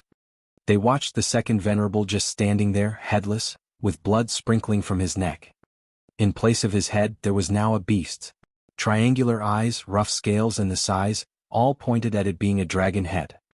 But the owner of the head was human in body, Huangpu Tianyuan. In a blink, his head had turned into a dragon's, ripping off Grand Peak Radiant Stage's head clean off. The hearts of the rest shuddered as blood seeped from that maw, any complaints lodged in their throats. Huangpu Fenglei was bug-eyed, 9 Dragons' diamond body, dragon head transformation. This transformation boosted invincible defense and sharp fangs to tear into even a Radiant Stage body cultivator. Huangpu Tianyuan took 3 months to step into Zhuo Fan and Gu Santong's level of freakishness. To everyone here he might have even surpassed Zhuo Fan. Zhuo Fan relied on his 2 fists, while he had the 9 Dragons' diamond body, leaving no part untransformed, becoming truly invincible. Cold eyes glanced around the rest. Huangpu Tianyuan's head regained its normal form, though the blood still leaked from his mouth, amplifying the dread. Regent Estate's rule is to listen to the Estate Lord. I hope venerables will remember that for your sake. Huangpu Tianyuan snickered a threat. It was about time he felt like a true Estate Lord. Power demanded authority, demanded the respect and obedience of the world. The venerables lowered their heads, We obey estate lord. Huangpu Feng sighed, parroting the others. He knew his chance would never come. In the regent estate he was no longer the grand poobah, but a mere thug to send on errands. Glancing over at the second venerable's body, it just stood there headless, with blood bubbling non-stop, a swift and pointless death. Sighing, everyone turned morose. Their endless glory era as venerables in the regent estate had come to pass. Congratulations, estate lord. We now have the power to fight this war. Lung Wuchang laughed. Huangpu Tianyuan nodded. Zhuofan Gu Santong, we will be seeing each other soon enough, haha. Estate lord, the emperor's men. Lung Wuchang spoke of the details. Huangpu Tianyuan nodded and showed a cold smile. Humph, just some divine dragons and a shadow captain to monitor me? Naive. Huangpu Fenglei rolled his eyes. Just? Presumptuous much? To look down on even the likes of divine dragons. Then again, it does make sense. Even united, those three can't do anything to him. Mocking them is only natural. Huangpu Fenglei's envy grew with each thought, his drool leaking. It would have been so nice if it were me instead. Alas, it's wasted on an average person like him when it would have shined in the hands of a high venerable. Like yours truly. A darn shame. High venerable shook his head, which Huangpu Tianyuan ignored, saying to Lung Wuchang, but since they're here to assist, we do well to use them. No matter what insidious plot they have, my strength will trump it. Estate Lord is brilliant. This is what I've been waiting for. With Estate Lord's unstoppable power, anything can be settled. Even a fight with Zhuofan or the imperial family. Lung Wuchang bowed, excited that his long-cherished ambitions were about to come true. Huangpu Tianyuan laughed, strutting, come, let us meet these experts, haha. The others bowed and followed. They soon arrived in a lounge where the divine dragons waited. But the relaxed look on Huangpu Tianyuan had them all tense. Peak radiant stage. The trio exchanged shocked looks. They all knew Huangpu Tianyuan was a peak profound heaven cultivator, yet he had now shown up, 3 months later at the same level as them. His speed was more freakish than Zhuofan's. They could feel the threat coming from his blood-reeking figure. It only put the three on guard. Huangpu Tianyuan's sudden transformation had them on edge. Estate Lord Huangpu, it's been ages. I am impressed. I wonder what miracle art the estate lord used to undergo such an amazing transformation. Fang Qiubai probed. Sima Hui and Shadow King paid their respects as well, tense and eager for the answer. Huangpu Tianyuan grew bolder at their reactions but dodged the question. Please sit. You have come by the order of the emperor to help Regent Estate capture that traitor. I'm truly grateful. Let us discuss our plan of action. The three glossed over Huangpu Tianyuan's obvious secretive nature and said, how should we proceed, estate lord? Haha, I and Sir Lung have already discussed it. He and Lung Wuchang showed a vague smile before the first continued, to kill the rider, you first need to remove his horse. We will first clip Zhuofan's wings. As you all know, Drifting Flowers Edifices, Veiled Dragon Pavilion and Sword Marquis Abode are on Zhuofan's side. Before we move against Zhuofan, we need to cut him off, beginning with his allies. You just want the houses. Fang Qiubai squinted. Huangpu Tianyuan's wild ambitions were already an open secret. But it all fell under His Majesty's plan anyway, and the three nodded. Then let us begin according to Estate Lord Huangpu's plan. Sima Hui nodded. Huangpu Tianyuan was giddy inside. That line was the same as having the imperial family validate his thirst for power, that they wouldn't interfere in his campaign. This is the best chance in history. Though clear that the imperial family wouldn't butt in because it had its own hands full. He had to move faster before the imperial family finished settling up its affairs and the situation would enter a deadlock again. Huangpu Tianyuan thus put in action the plan of attack on the three houses and notified Hell Valley and Pill King Hall to coordinate. What neither side knew was that in the middle of their talks, subtle signals kept pouring out from their location. They spread to the tree outside, then to the stone table. And they kept going further beyond, going from one location to another. It went on for miles. A dozen miles out of Caged Dragon City, in a forest, a figure in black leaned on a huge tree in meditation. When the tree let out a signal as well, the figure opened his eyes and used ascending jade. It flew high in the sky, gone in a blink. Chapter 420 Zhuofan's Thoughts. Chapter 420 Zhuofan's Thoughts. Where's Zhuofan? I have crucial intelligence. In the Luo clan hall on Blackwind Mountain, Lei Yuding in all black skipped over. She asked once she saw only Yen Fu was around, playing the assistant and handling resources. Yen Fu pointed at the floor, go to the bunker. Steward Zhua has been there for the past few days. Thanks. Lei Yuding waved. Yen Fu asked before she got away, Captain Lei, just what intelligence has got you so giddy? Nothing much, just that the Regent estate is on the move. Not to attack us but our 3 allies. We have more time to prepare. What? Yen Fu shouted, rushing over, is the information accurate? Let me see. Lei Yuding raised an eyebrow, what's got you in such a tizzy? It's got nothing to do with you. And this is for the steward's eyes first. An assistant has no right to see it. Yen Fu paused and nodded. It was one of Zhuo Fan's rules to prevent a leak and maintain secrecy. Anyone caught breaking it would be in for a severe punishment. Even with this rule he was still worried, Captain Lei, let's go to Steward Zhua. Even if you do report it with me there as well he'll allow it. Lei Yuding nodded. The two soon arrived at the bunker. There were people everywhere. Luo clan's guards with the Yun clan's people made up for 10,000 heads, busying themselves in every corner of the cave according to the orders from the front. That was where Zhuo Fan and Yun Shuang were. He was ostensibly making an array, unknown as of yet to what end. Humph, Steward Zhuo, you sure are a good headhunter. Flirting and working at the same time, not missing a single second. Lei Yuding saw the two close and jealousy reared its head. Yun Shuang blushed and lowered her head. Zhuo Fan only raised an eyebrow. Miss Lei, what brings you here? You should be out there gathering intel. Humph, I came here to report. Lei Yuding threw a jade slip, her tone cold at the lovely couple. Steward Zhua, how's it going between you and Miss Schwanger? Any progress? Be nice. Schwanger is Yun clan's holy maiden. We're only discussing how to direct her people. Zhuo Fan turned his attention to the jade slip. Zhuo Fan's cold attitude had her even more enraged. So she turned a broken smile to Yun Shuang. Miss Schwanger, let me give you a warning. Zhuo Fan is unreliable. He draws a pretty crowd but he only sticks around for 3 months at most, taking the girl and all her possessions. Your sister here is a living witness and victim. So I warn you as someone who has gone through this already, be on guard around the thieving Zhuo Fan. So you are soft towards Steward Zhua as well. I thought it's only young Miss Luo. Schwanger blinked her large innocent eyes. Lei Yuding flushed, still holding her head high in stubbornness. No way. Why would I look at him? Yeah, you don't like me so don't talk behind my back, ha. Zhuo Fan opened his eyes and chuckled. Regent estate is finally moving and against those houses. Not bad at all, just as I predicted. The others were stunned. Why is he so happy if his allies are in the dumps? If our allies cave, won't we be without cover? Yen Fu grew frantic. Steward Zhua, when will Regent estate strike? How will we assist? Why would we assist? Zhuo Fan's eyes flashed. This is exactly what I want, for the Regent estate to attack them. If I had to deal with them personally besides making it awkward for me, it'll be hard to get them on my side. What? Everyone was in complete shock. Zhuo Fan had no intention of repelling the Regent estate's raid, but was thinking about how to integrate his allies.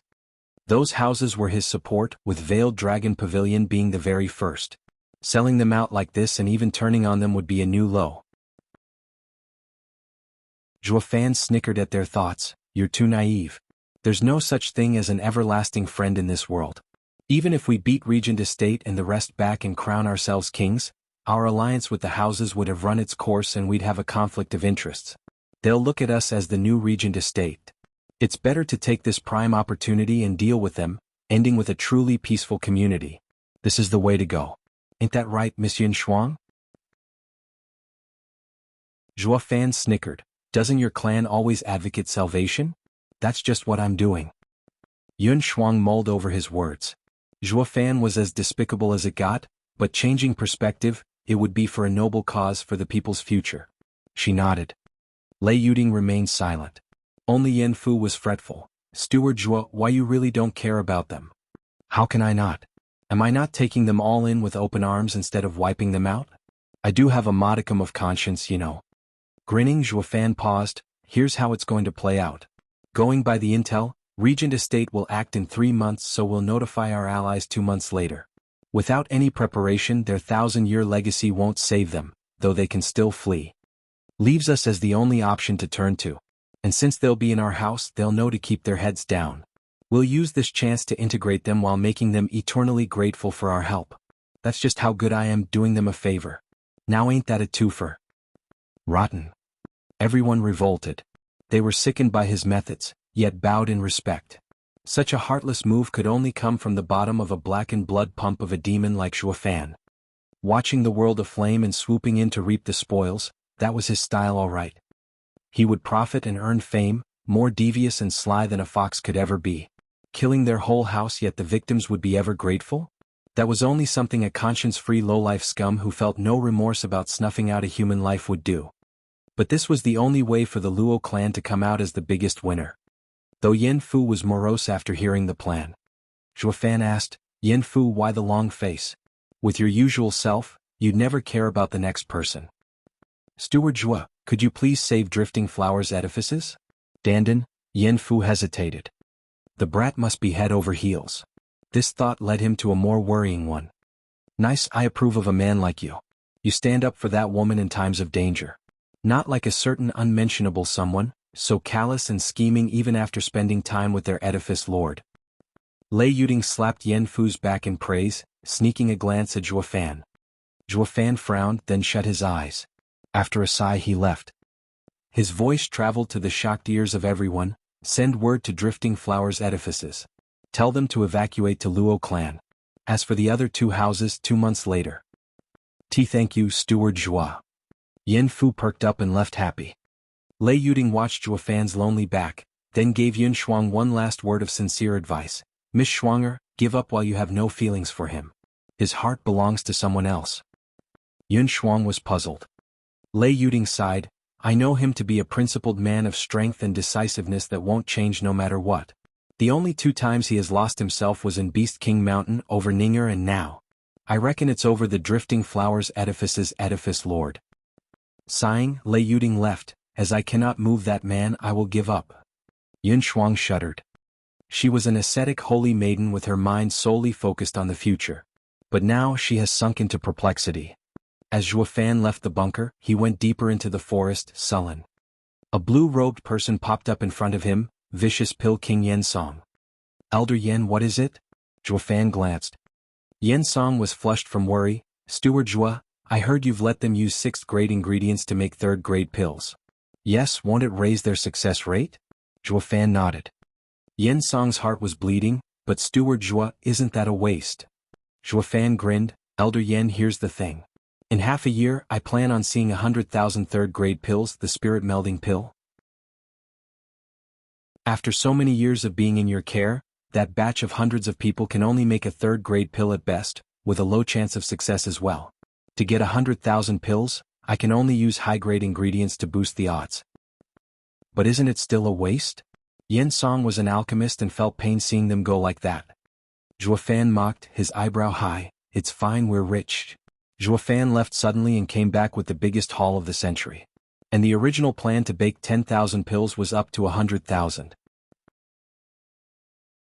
It not only meant more work for them, but it had an even lower chance of success, so Zhuofan compensated with riches. No matter how much Yen Song cherished every leaf and petal, he had to accept it, going back slumped and depressed. Zhuofan's voice was heard from afar.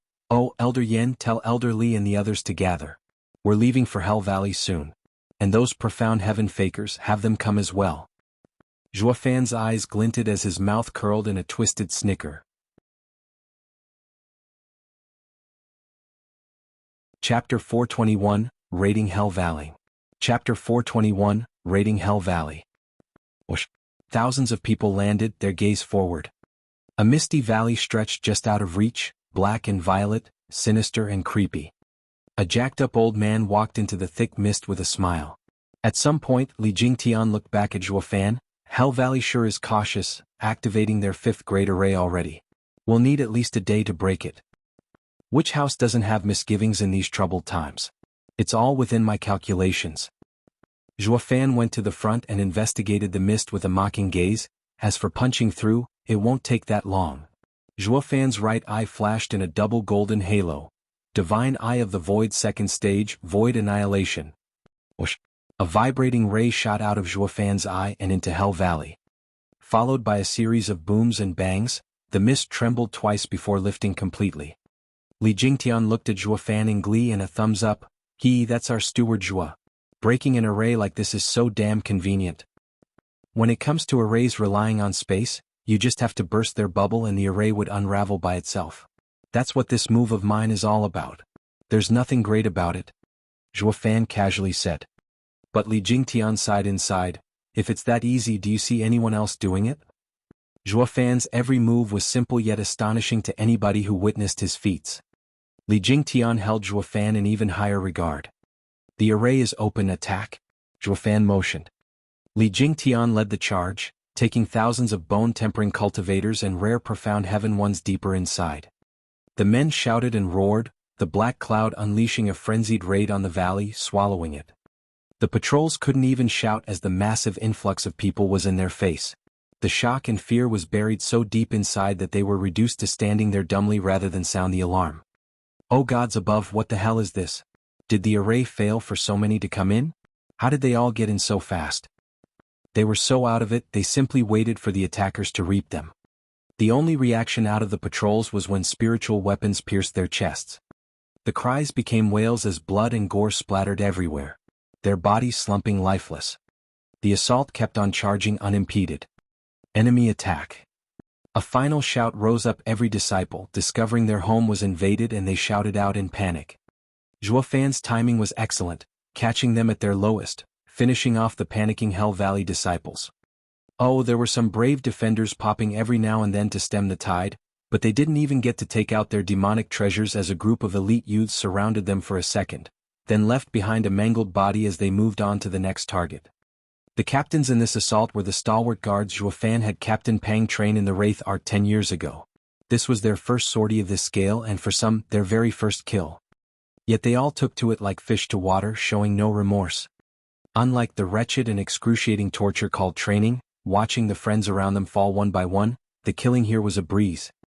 Zhuofan had sent them to hell to come back as fiends that not even the likes of a cruel and bloody war could shake. These kids will be the cornerstones of the house. Zhuofan stood on a distant peak, watching and analyzing the situation. Li Jingtian nodded in praise. Steward Zhuo, the training of all those years has paid up, ha. Zhuofan closed his eyes, tuning in to the natural symphony around him of cries, wails, pleadings, slumping bodies in their own blood, forming a sweet melody to his ears and bringing an innocent and genial smile to his lips. These sounds gave the signal for the Luo clan's expansion.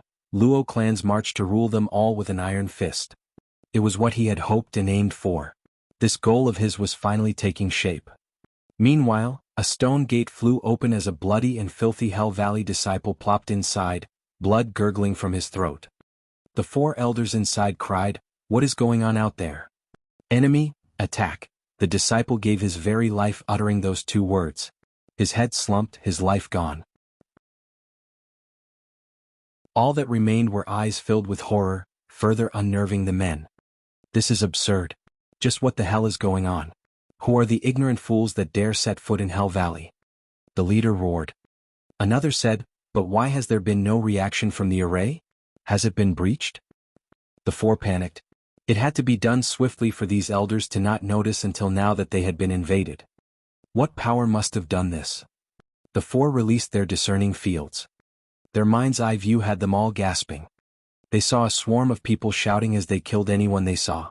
Their 10,000 disciples couldn't muster a token of resistance against a meager few thousand. The 4 senses looked further and noticed 2 men on a hill. One was in the 3rd layer of Profound Heaven stage and was ignored, turning to the Peak Radiant stage expert next to him. The 4 men felt like crying. The number of Peak Radiant stage experts in Tianyu could be counted on one hand. How come one of them has come to Hell Valley? The High Venerable was in the 5th layer while the rest were only in the 4th. Not even together could they hope to beat that freak. For God's sake, who the hell is it? Regent estate or imperial family? What did we do to have them wipe us out? One complained. High Venerable shook his head. No, Valley Lord said we're still allied with Regent estate. As for the imperial family, it's now stuck dealing with problems cropping up in the last 1,000 years. It won't come. And that Radiant stage expert's aura feels familiar. "High Venerable, do you know him?" The rest shouted. High Venerable shuddered and sighed, "How could I ever forget? We all know him. Didn't we witness him clashing with Huangpu Fenglei on the eve of the Luo clan ceremony?" "Mad Dipper?" they all cried. High Venerable nodded depressed. "What's worse, what other profound heaven expert do you know of who stands by his side? It's Fan, that demonic steward of Luo clan. We all saw him taking Li Jingtian and Huangpu Fenglei's all-out attacks like nothing. We have no hope of winning." The other three's hearts sunk to the bottom, their faces ashen. They couldn't even handle one of them. The four old men felt like weeping. Fan has finally struck. We get it that you have to attack at some point, but why come to us? Wasn't the regent estate always against you at every turn? We've already lost enough elders to you, so why come back for more? Think we're pushovers now, is that it? They all felt like heaven had beset them with the greatest grief in the world. But reality came knocking and they had to man up to the danger. High Venerable's eyes flashed with resolve. "Old Third, you are the fastest. Fly to Valley Lord and report the situation. We three will buy you time." "Elder brother?" Old Third teared up. But High Venerable nodded with a reassuring smile. Fan had his eyes turned to the source of those discerning fields. "Oh, for senses have picked us up. So what's taking those geezers so long to come out? Are they scared and huddled together?" Totally." Li Jingtian laughed.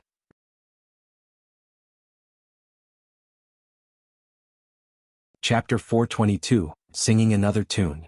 Chapter 422, Singing Another Tune. Whoosh. 3 figures flashed on the battlefield, ignoring the wails below and going in Fan's direction. Fan mocked, "Humph, such guts to come at me instead of running." I think they are instead coming here to die." Li Jingtian snickered. The 3 venerables appeared in their sights. They all came with clear thoughts of becoming martyrs while holding the enemy back. But seeing the 2 savages had them shaking still. High Venerable scrutinized them, gulped and found any word lacking in this situation. The other 2 sighed. "Scared before even fighting. Now what?" "Brother, we have to buy the Old Third some time." Recalling his mission, High Venerable took a deep breath and scrounged up the scraps of courage within to shout, "Fan, you've gone too." Fan had no time to indulge in this guy's pedantic style and asked, "Weren't there 4 senses? Where's the other one?" High Venerable's courage got stuck in his throat. Fan's haughty and obnoxious attitude, like a big kahuna, lorded over them with such pressure that their heads jerked back. This was called the power gap. They were like first-level spiritual beasts facing a 6th-level spiritual beast, with no chance whatsoever at coming out alive. The 3 threatened to burst out in tears. They were Radiant Stage cultivators, Hell Valley's venerables, but they couldn't even get a worthy death. Li Jingtian cracked up, jarring to their ears. Fan shook his head, not like one missing person would make a difference. Fan took out a gourd and let bloodworms wiggle out. They looked downright eager to get out of that darkness they had known all their lives, ready to enjoy the big outdoors. "Here's the deal. Eat it and you're one of us, becoming Luo clan's elders. Don't and I'll just have to take you back as corpses." Fan was like a tyrant in his demands. The 3 jerked and panicked. Fan had actually come to them to offer an olive branch. With Fan's illustrious reputation of a savage demon, and the bad blood between the houses, they had the impression that he had come here to cull them. They were even ready to lay down their lives. So why were they so happy? To a dead man, a glimmer of hope would blossom in his heart, the instinct of self-preservation with a force that couldn't be denied. It was like jumping off a cliff and then finding out that there was an extra rope beside you. Would you capture it or let it slip? What kind of dumb choice is that? Who's so retarded to take splattering as an upside to life? But the life veterans that the old fogies were, agreeing so quickly would net them what? A lower status. Hence, ergo and propter hoc, High Venerable stroked his beard, held his head high and put on airs. "Fan, if you're going headhunting, isn't it a bit thin? We are, after all, Hell Valleys." Elder Li kill em. Fan deadpanned. Li Jingtian grinned, cracking his knuckles as a fire lit in his eyes. The 3 jerked like mice, waving around in panic. "Let's be reasonable. Don't resort to violence." "Humph, you old coots, I've already said my piece. One more or less will hardly make a difference. Yet you dare posture before me? It's to the afterlife with you." Fan snorted. The 3 jerked and bobbed their heads like cute children. Holding out the gourd, Fan watched them each swallow a bloodworm. And so, easy peasy lemon squeezy, Luo clan gained 3 more Radiant Stage Elders. Though Zhuofan didn't give a flying fig about them, they were of even less value than Yen Song, a peak profound heaven expert.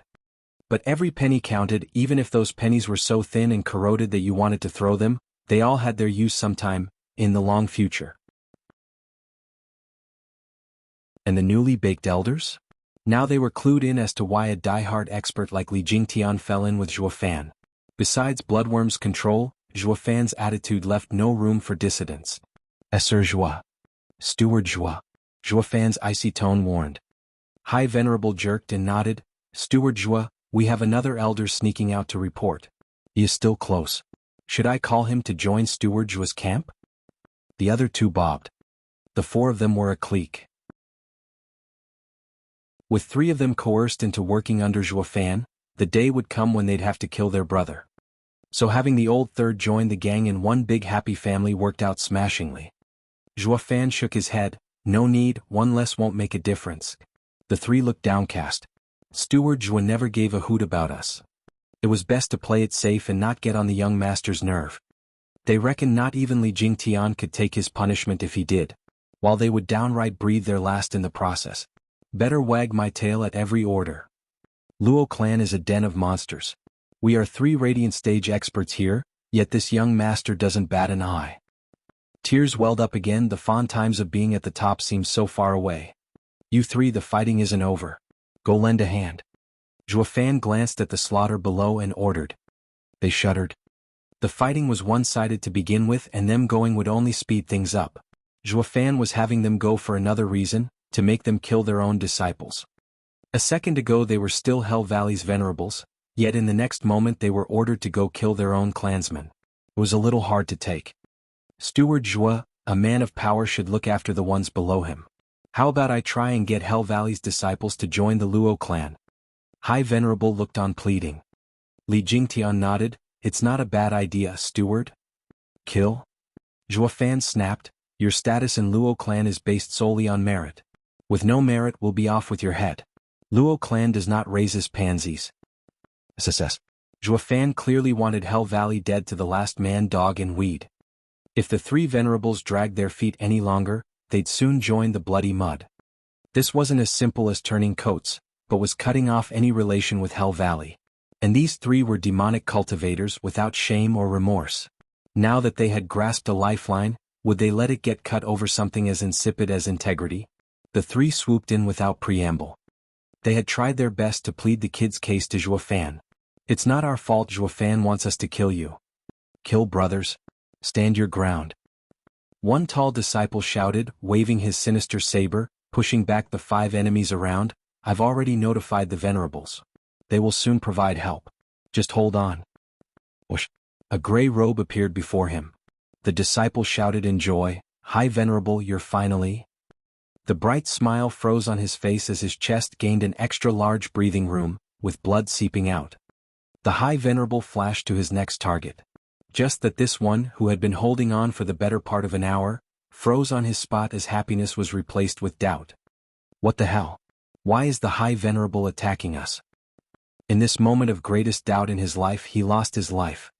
Each venerable flitted across the battlefield, across every corner. Because they were Radiant Stage experts who were Hell Valley's venerables, once they joined the war effort, they mowed down the disciples by the scores. Zhuofan watched it all with a cold critical eye and a snicker. Li Jingtian didn't get it. Steward Zhua, why did you shoot down that old guy's proposal? In times of war, one needs to avoid surrendering before even battling. We are on the brink of clashing with Regent Estate and I can't have unknowns left in our midst. If anything, I don't have enough bloodworms to control them all. Zhuofan's eyes flashed. Besides, what Luo clan lacks is experts. These 3 coots got invited to cover this weakness. Letting them come on board with their entire clan will make this harder, maybe even capsize us. Li Jingtian shuddered inside and cupped his hands.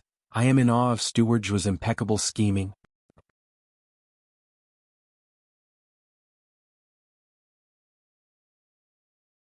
Chapter 423, Slaughter and Desecration. Chapter 423, Slaughter and Desecration. The raid on Hell Valley ended as quickly as it had begun. Valley Lord Yu Wanshan and the elders were visiting Regent Estate for the plans on how to deal with Drifting Flowers edifices and the others. Of the 4 venerables guarding the valley, 1 escaped, 3 turned, and the valley now looked like the aftermath of a tornado. Even with a number of 10,000, the disciples couldn't handle the incoming raid of just a few thousands of Luo clan's guards, for more than a few short hours, and were killed to the last one. At the first light of a glorious red dawn, the Hell's Cape of the valley laid bare. The howls halted, the place deserted, with only streams of blood flowing down the mountains, releasing its repugnant stench. And as a true picture of hell, it couldn't do without corpses, lots and lots of them to make a mountain. All strewn about, waiting for anyone to come give them a proper burial. Steward Zhua, it's done. Li Jingtian glanced below at the genocide and turned a flat face to Zhuo Fan. Zhuo Fan spoke after a pause, take the bodies back to Luo clan. We can now get on to more serious matters. Getting serious? Taking Hell Valley wasn't serious enough? Li Jingtian asked. Zhuo Fan grinned, ha, did you think I'd need so many people to destroy Hell Valley? Us 2 are more than enough. Then, Li Jingtian probed. Zhuo Fan said, desecration. SSS. Li Jingdan shuddered and gasped, as Steward Zhua, the dead are to be respected. Is your hatred with Hell Valley running so deep that you need to dig up their ancestors? Haha, you're jumping too far ahead. I never cared a whit about Hell Valley 9 years ago, and it goes double now. Besides, the most people I've killed came from this house. They should be the one hating me to the bone, not the other way around. Then why? Li Jingtian was lost. Zhuo Fan had a crafty smile, go do your part while I do mine. Li Jingtian left because he believed Zhuo Fan's every decision was backed by reason. The Luo clan obeyed Zhuo Fan's orders to the letter, taking it like any ordinary day back at the job. Only the Hell Valley venerables were jumpy. They had turned their backs on Hell Valley in exchange for their lives and were now forced to do such tasks. Faced with the order of digging up their ancestors, they just couldn't do it. That was where Hell Valley's elders, valley lords and venerables were laid to rest.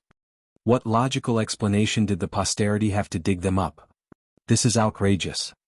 The trio were going to see Zhuo Fan about this. Preach reason that the 2 clans weren't enemies to such a degree. Li Jingtian saw through their intent and glared, you newbies, listen up and listen well. In Luo clan, Steward Zhua's word is law. Any complaints you have will be met with a quick trip down under. Li Jingtian flew away. The trio sighed in helplessness, stopping in their tracks. A guest could only play a guest in a host's home.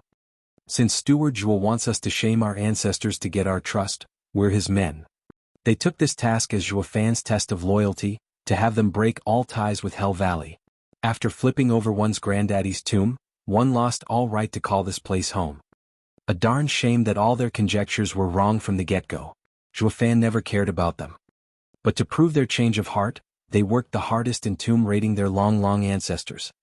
Li Jingtian didn't take much to have them figured out and laughed.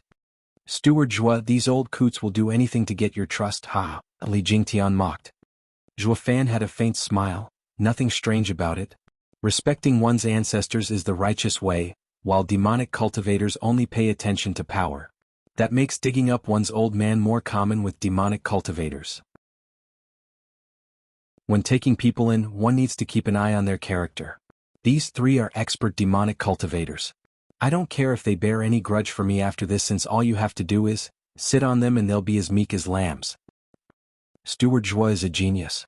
That's why you sent the order to have them dig their ancestors. You never feared their resentment. You truly know the heart of a demonic cultivator. Li Jingtian laughed. Zhuo Fan shook his head, hardly. Righteous cultivators aren't any different. Give them enough incentive and they'll do the most menial and nasty thing you ask. Just that they had to always dress it up with fancy justice. Like they do it, haha. Zhuo Fan had a strange smile, throwing Li Jingtian off on a loop. Li Jingtian's eyes lit up, having picked up something in the corner. The Luo clan members were digging up Hell Valley's ancestors, everywhere but there. 24 people moved around the place and looked around, not doing much of anything. They were the Emperor-bestowed profound heaven fakers. While the rest of the Luo clan was putting their backs into it, they didn't do so much as lift a pebble. Blast it, these guys were last in the Battle of Hell Valley and now they're goofing off when it comes to work. See how I'll give them an earful. Li Jingtian stomped, but Zhuo Fan stopped him from going. Elderly, easy, let them go. Besides, they've completed their mission. When we return, take care of them and make sure the 3 newbies see it to drive fear into them. Their mission. Yep, leaking. Zhuofan snickered. Why else would I bring these losers along? To drag me back? Then you? Let them inform the emperor. Zhuofan smiled. Even before the Luo clan rose to power, the emperor had these guys play the moles. That's why I had Elder Lei handle them all this time, letting them report only what we wanted. After feeding them for so long, they finally have a use to report to the emperor. What? But, Steward Zhuo, why do this? Isn't the emperor focused on you?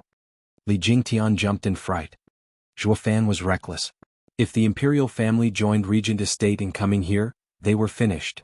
Zhuofan could escape with his ridiculous power, but the Luo clan members would fall for sure. All the effort spent raising them for the last decade would go to waste.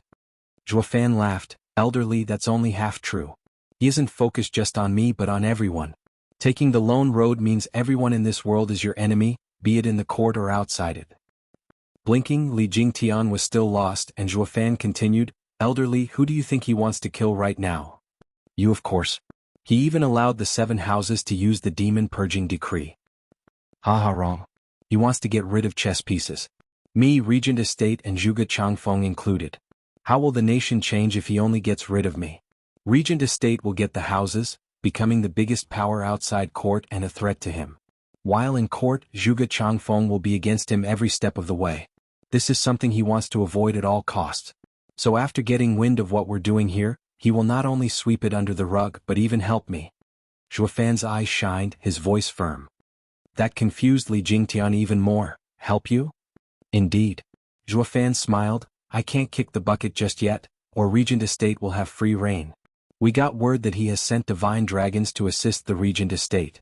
To help all right, but it's only a thinly veiled disguise to force them into fighting us. He doesn't want us to remain in a stalemate. But when I make my move, because Regent Estate is stronger, they will act faster than me. At that time, the help will drag the Regent Estate down, to give us room to build strength and fight only when we're on equal footing. That's the best way for the Emperor to swoop in and swallow us both. By letting those fools snitch to the Emperor, I am in fact telling him that I've made my move and plan on removing his biggest thorn, the 7 houses. This will make his day for sure, and he'll tell Fang Qiubai to hold back Regent Estate's campaign against our allies while giving me time to take these corpses back and refine them. That's all we need. Once we get these bodies ready, no one in Tianyu can stand up to us. It will be ours for the taking, haha. Cackling, Zhuofan's eyes shone with confidence. The Emperor had taken into account every step across the board. But what he overlooked were my killer moves. This will be his downfall. Li Jingtian stared at him befuddled, then exclaimed, Steward Zhua, although I am rough and a boor and can't understand a word, I do sense you have victory in sight. That's great. You guys play your schemes as mere games. If I had my own faction, I'd be twisted around your fingers till I breathed my last.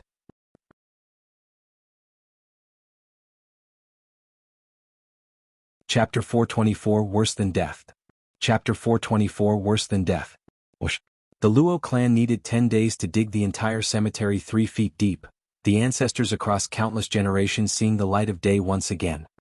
There were over 1,000 profound heaven experts and hundreds of radiant stage experts. Zhuofan looked mighty pleased at the lineup. The 1,000-year legacy of the 7 houses isn't just for prop. Li Jingtian flashed before the profound heaven fakers. Take the bodies to the clan. Understood. The fakers bowed and got ready, but Li Jingtian blocked them. The 24 fakers looked at him doubtful. Snickering, Li Jingtian said, That is meant for the others. I have something special in mind for you. What? Li Jingtian grinned, to add you to the pile. The men cried, Elderly, why? What did we do wrong? Leaking information, playing tricks, disobedience, to name a few. Li Jingtian stressed every word with malice. The fakers shivered, having been exposed as spies. They were on their knees in a heartbeat. Spare us, Elderly, it's not what we wanted either. Boom. A mere flick sent such a violent wind that scattered them all over the place, blood and gore raining down. Humph, had you just owned up you'd still have a corpse, but you just had to caw in my ear making me do it myself. Li Jingtian flicked, ignoring the gory sight. The Luo clan's disciples were used to their elders' methods, taking it in stride. They moved the corpses like nothing had happened. While the newbie trio gulped and panicked more as they saw the people's faces. Are these guys Azuras from hell? Don't they feel anything? Their comrades in battle just got wasted yet there's no reaction? Are they made of stone? Most of the Luo clan's disciples were around 20 years of age, but this sight had the elders shaking in fear. They had no clue how Zhuofan shaped them up into such cold-blooded killing machines. Watching the dead faces of the youths filled them with dread. Is this the real Luo clan? The trio rejoiced for turning sides. Even if Luo clan wouldn't get to rule the land soon, these youths would grow into a fiendish squadron that would level the nation in the future. Compared to Luo clan's strong elders, these youths were the most frightening asset. Zhuofan isn't normal. Even though they were demonic cultivators themselves, they'd never thought of running their disciples through hell, to say nothing of doing it en masse. Besides fear, the trio now had respect when looking at the distant Zhuofan. Demonic cultivators worshipped strength. Zhuofan not only had power, but endless tricks opening their eyes to the true meaning of the term demonic. You three listen up. A shout roused the trio out of their reverie. Li Jingtian stared at them and they lowered their heads. Escort the people carrying the bodies back to Luo clan. Don't mess up. If I find out that you've been up to no good, Humph, well, let me tell you, you've taken Steward Zhuo's bloodworm and in 1,000 miles he can have your heads. Get the picture? Yes, totally. Don't worry, elderly, we will never slight this. The three bowed in unison. Li Jingtian nodded and flew back to Zhuofan. The elders had finally taken their betrayal seriously, not like they had a choice. Be it Zhuofan or Li Jingtian, both of their methods were cruel. They didn't even flinch slaughtering their own men. Won't killing us come easier? Scared of Li Jingtian's display, the trio became meek, taking their mission as their calling, being stuck on escort duty. Zhuofan took out a parchment with many lines on it, Hell Valley's domain map and its cities. There were also thousands of red dots on it. Handing it over to Li Jingtian, he said, "Elderly, gather 1,000 swift men and have them dig 3 feet on these spots. Also send word around of our purging of Hell Valley, have those vassals of theirs crumble in fear." On it. Regardless of doubts, Li Jingtian followed his orders as always. The 1,000-man detachment spread in all directions, sweeping the Hell Valley domain in search of their targets. Zhuofan and Li Jingtian began their own search. Beneath a huge tree they dug up a man-sized clay figure. It looked human yet lacked the feel of one. It also had a natural vibe to it, just like ginseng, yet this one was in the shape of a human. It had closed eyes and withered just like a plant. The more Li Jingtian looked at it, the odder he felt, like this thing in front of him was human yet wasn't. "Steward Zhuo, just what is this thing? Why haven't I heard of it?" Li Jingtian asked. Zhuofan shook his head. "It is a man and our clan's scout. He had to be buried here for 3 to 4 years. "What?" Li Jingtian cried. Zhuofan explained, "Elderly, you understand the cruelty of wraith art. To a martial fanatic like you, it means nothing, but if those children train in it, well, you know the odds of success are slim at best." Li Jingtian nodded. "But do you know what happens to the rejects?" Zhuofan had a deep look as he regarded Li Jingtian and patted the clay figure. "Yes, they turn into this, becoming our ears." "SSS." Gasping, Li Jingtian looked stunned. The clay doll had no human feel. No matter how he scanned it, it was just not human, yet it once was. "Steward Zhuo said just now that it can send information, but how?" Zhuofan continued, "On failing to cultivate the wraith art, one would die at worst, while at best they would have their meridians shattered and live the rest of their life as a vegetable. But the demonic path has a skill, myriad breaths, a soul-cultivating cultivation method. Though not without its caveats. Only the soul alone can be trained, turning the vessel into a dried husk. In time, the soul's aura will, along with the body, blend in with nature, turning into this human pillar. Don't take it for just a clay man, when in fact it has a soul stronger than a profound heaven expert's. And with its sublime feel, tuning in with nature itself, not even a radiant stage expert can pick up on it. I had the kids who failed to train in wraith art, train in this myriad breaths and become human pillars. Miss Lei and her team buried them in the 7 houses vicinity at their doorsteps. Through their souls, they send out the information in a 1,000-meter radius. In this way, it is relayed to our scouts 100 miles away where it is decrypted through another method and safely brought back to me. How else could we have known of Regent Estate's plan to attack our allies? That Valley Lord took his elders to Regent Estate and left his home empty for us to attack? Although Luo clan was late in setting up its intelligence network, We are without a doubt the best in Tianyu. Zhuo Fan laughed at Li Jingtian's goony look. There is such a magical art in this world? And Steward Zhuo used it to gather intel. Looking down at the silent clay man, Li Jingdan sighed, just who could make such a degenerate cultivation method? What's the point of having a strong soul if you'll end up like this, a frozen husk? This is a life worse than death, living in constant pain. Correct. That's just what this cultivation method offers, a life worse than death. And its creator didn't even train in it. Zhuo Fan smiled. When that old demon created it, he had his disciples train in it to devour their souls and boost his own. Because of the soul's natural feel, it was easily assimilated. In just 1 year, the geezer entered the radiant stage from the profound heaven stage. In 3 he was in the ethereal stage.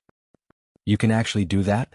Li Jingtian's sad look turned brighter, drooling at the clay man. The kid training in myriad breaths can be such a wonderful tonic. Who knew?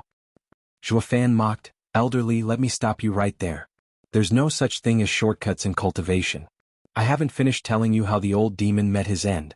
His speed was fast, but the souls of his disciples were filled with anguish and despair. And because anger and despair built up so much inside of him, his soul disintegrated under the strain.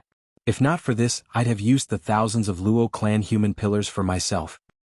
Shuddering, Li Jingtian chuckled awkwardly.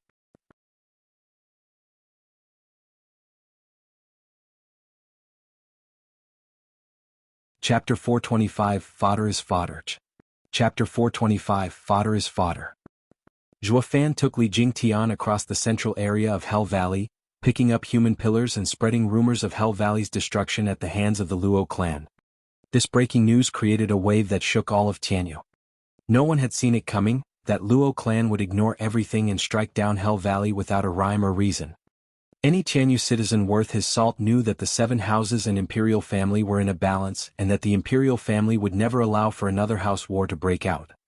The testament was Regent Estate holding on to its ambitions for drifting flowers edifices for the past 1,000 years, just so that the imperial family wouldn't get an excuse. But Luo clan in all its insufferable boldness had ruined everything. It tore its confinement, lashed in the face of the people, and ripped Hell Valley off the face of this world. It was not just a petty house squabble either, but a show of force to the emperor. All clans had now turned their gazes to the emperor, waiting for his response. They were also praising Zhuo Fan's powder keg-like temper, thinking that lashing out at the emperor wasn't bad enough for him to go ahead and drag his clan down with him as well. This was a hefty crime deserving of total annihilation. In the face of the new house's rebellion, the people were looking forward to the emperor's response. But the average citizen had no clue how the big bosses above him were clashing. That every faction was looking at this development with eagerness. The emperor was the most excited, who should be laughing his heart out right about now. Ha ha ha. The emperor was having the time of his life reading the latest report. I didn't help him all these years for nothing after all. He finally showed himself, and not with half measures, but while striking Hell Valley off the map. He didn't even spare their ancestors' graves. Ha ha ha. Your Majesty, desecration may be a bit excessive here. Even I have to disagree with this. Dugu Zhantian at his right nodded in anger. I get the feeling that the kid is a real man sometimes, while also a degenerate rest of the time. It's all fine. All I wanted was for him to make his move. He can do anything else for all I care. The more revolting his actions, the better. It will help me a lot when going against the houses. They'll have no way to use the excuse of rewarding my loyal officials with the axe. How can you cherish someone who does crimes against humanity? The emperor revealed a twisted smile. Dugu Zhantian nodded. The setting the emperor had laid out was cunning and vile, unlike his candid nature as a god of war.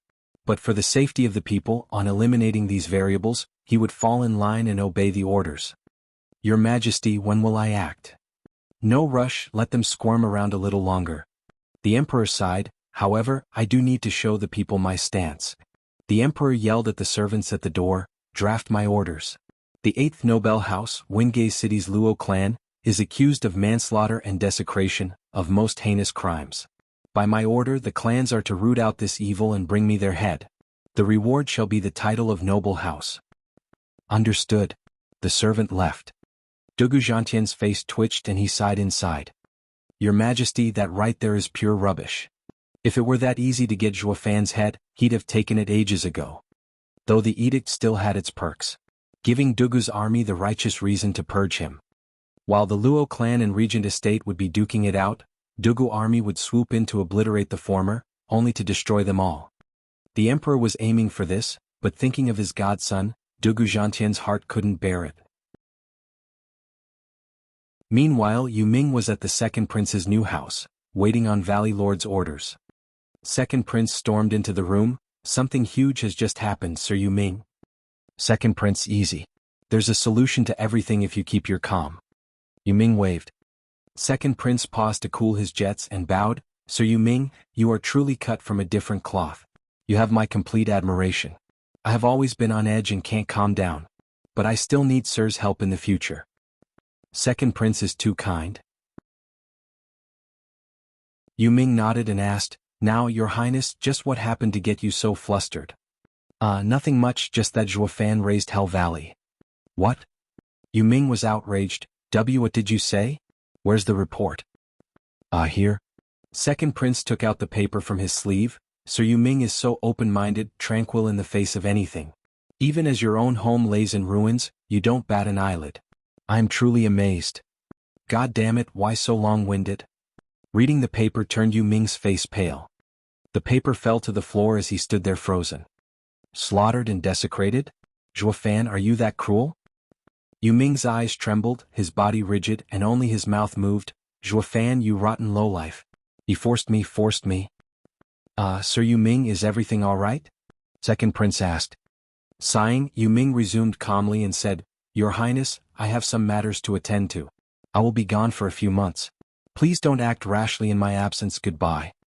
Yu Ming left right away with hurried steps, his eyes flashing. He had to plan his escape carefully. Only the second prince was left behind hanging and speechless.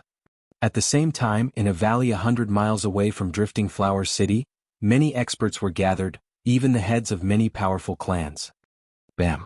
Yu Wanshan slammed the jade slip into the ground. This is outrageous, Zhuo Fan. I will have you ripped to pieces. What happened, Valley Lord Yu? Huangpu Tianyuan asked. Yu Wanshan panted and cupped his hands for the first time ever, tears trailing down his face. Estate Lord Huangpu, you are the head of houses. You must give Hell Valley justice. I just got word from the third venerable that Zhuo Fan along with Li Jingtian has raided Hell Valley.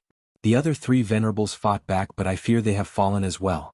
Please, Estate Lord Huangpu, send your men to assist. What? Huangpu Tianyuan was stunned. We haven't even begun our attack on Drifting Flowers edifices and yet he struck Hell Valley? Yu Wanshan gave a mournful nod. The Hell Valley's elders were enraged, turning to Huangpu Tianyuan with expectant looks. They all looked on with hope that their boss would give his support. Huangpu Tianyuan only stroked his beard. Sir Lung, what do you think? Hell Valley is our ally. Valley Lord Yu is our close friend. Of course we'd go out on a limb to help him. Lung Wuchang shouted. Hell Valley's contingent perked up, looking at him with gratitude. Huangpu Tianyuan looked at him dazed though. Since when did the shrewd Sir Lung turn righteous? But Lung Wuchang showed his true color soon enough. Be that as it may. Lung Wuchang sighed, Zhuo Fan's treachery knows no bounds. Going without a plan will like playing into his hand. We have to avoid that. Valley Lord Yu, rest assured we will avenge your home. But we are now on the eve of striking Drifting Flowers City. We must first handle Drifting Flowers edifices. Huangpu Tianyuan nodded. Drifting Flowers edifices is in cahoots with Zhuo Fan. Taking them out will soothe Valley Lord Yu's anger. Everyone nodded. Pill King Hall and Mary Woods enjoyed the show, sneering all the time at Hell Valley. Yu Wanshan was fuming, his face red. He flipped around and shouted, Sir Fong, you are His Majesty's reinforcements to quell Zhuo Fan. That wretched servant is running amok in Hell Valley and you are just going to do nothing? Zhuo Fan's mind is a maze and his actions a mystery. Sir Lung is right. We need to take it one step at a time.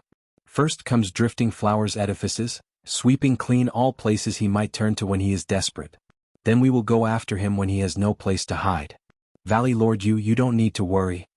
Fang Qiubai spoke. He had long since received the Emperor's order to have Zhuo Fan and Regent Estate mind their own business for a while longer. Of course he dragged this out as well instead of pitting the two ahead of schedule. As for the fate of cannon fodder dubbed Hell Valley, neither cared a whit. Fodder was fodder. They'd all die sooner or later. The hegemony for the world would ultimately come down between Zhuofan and Regent Estate. The rest couldn't affect it one damn bit. Yu Wanshan saw the open taunts and his anger reached boiling point, yet he was unable to do a thing.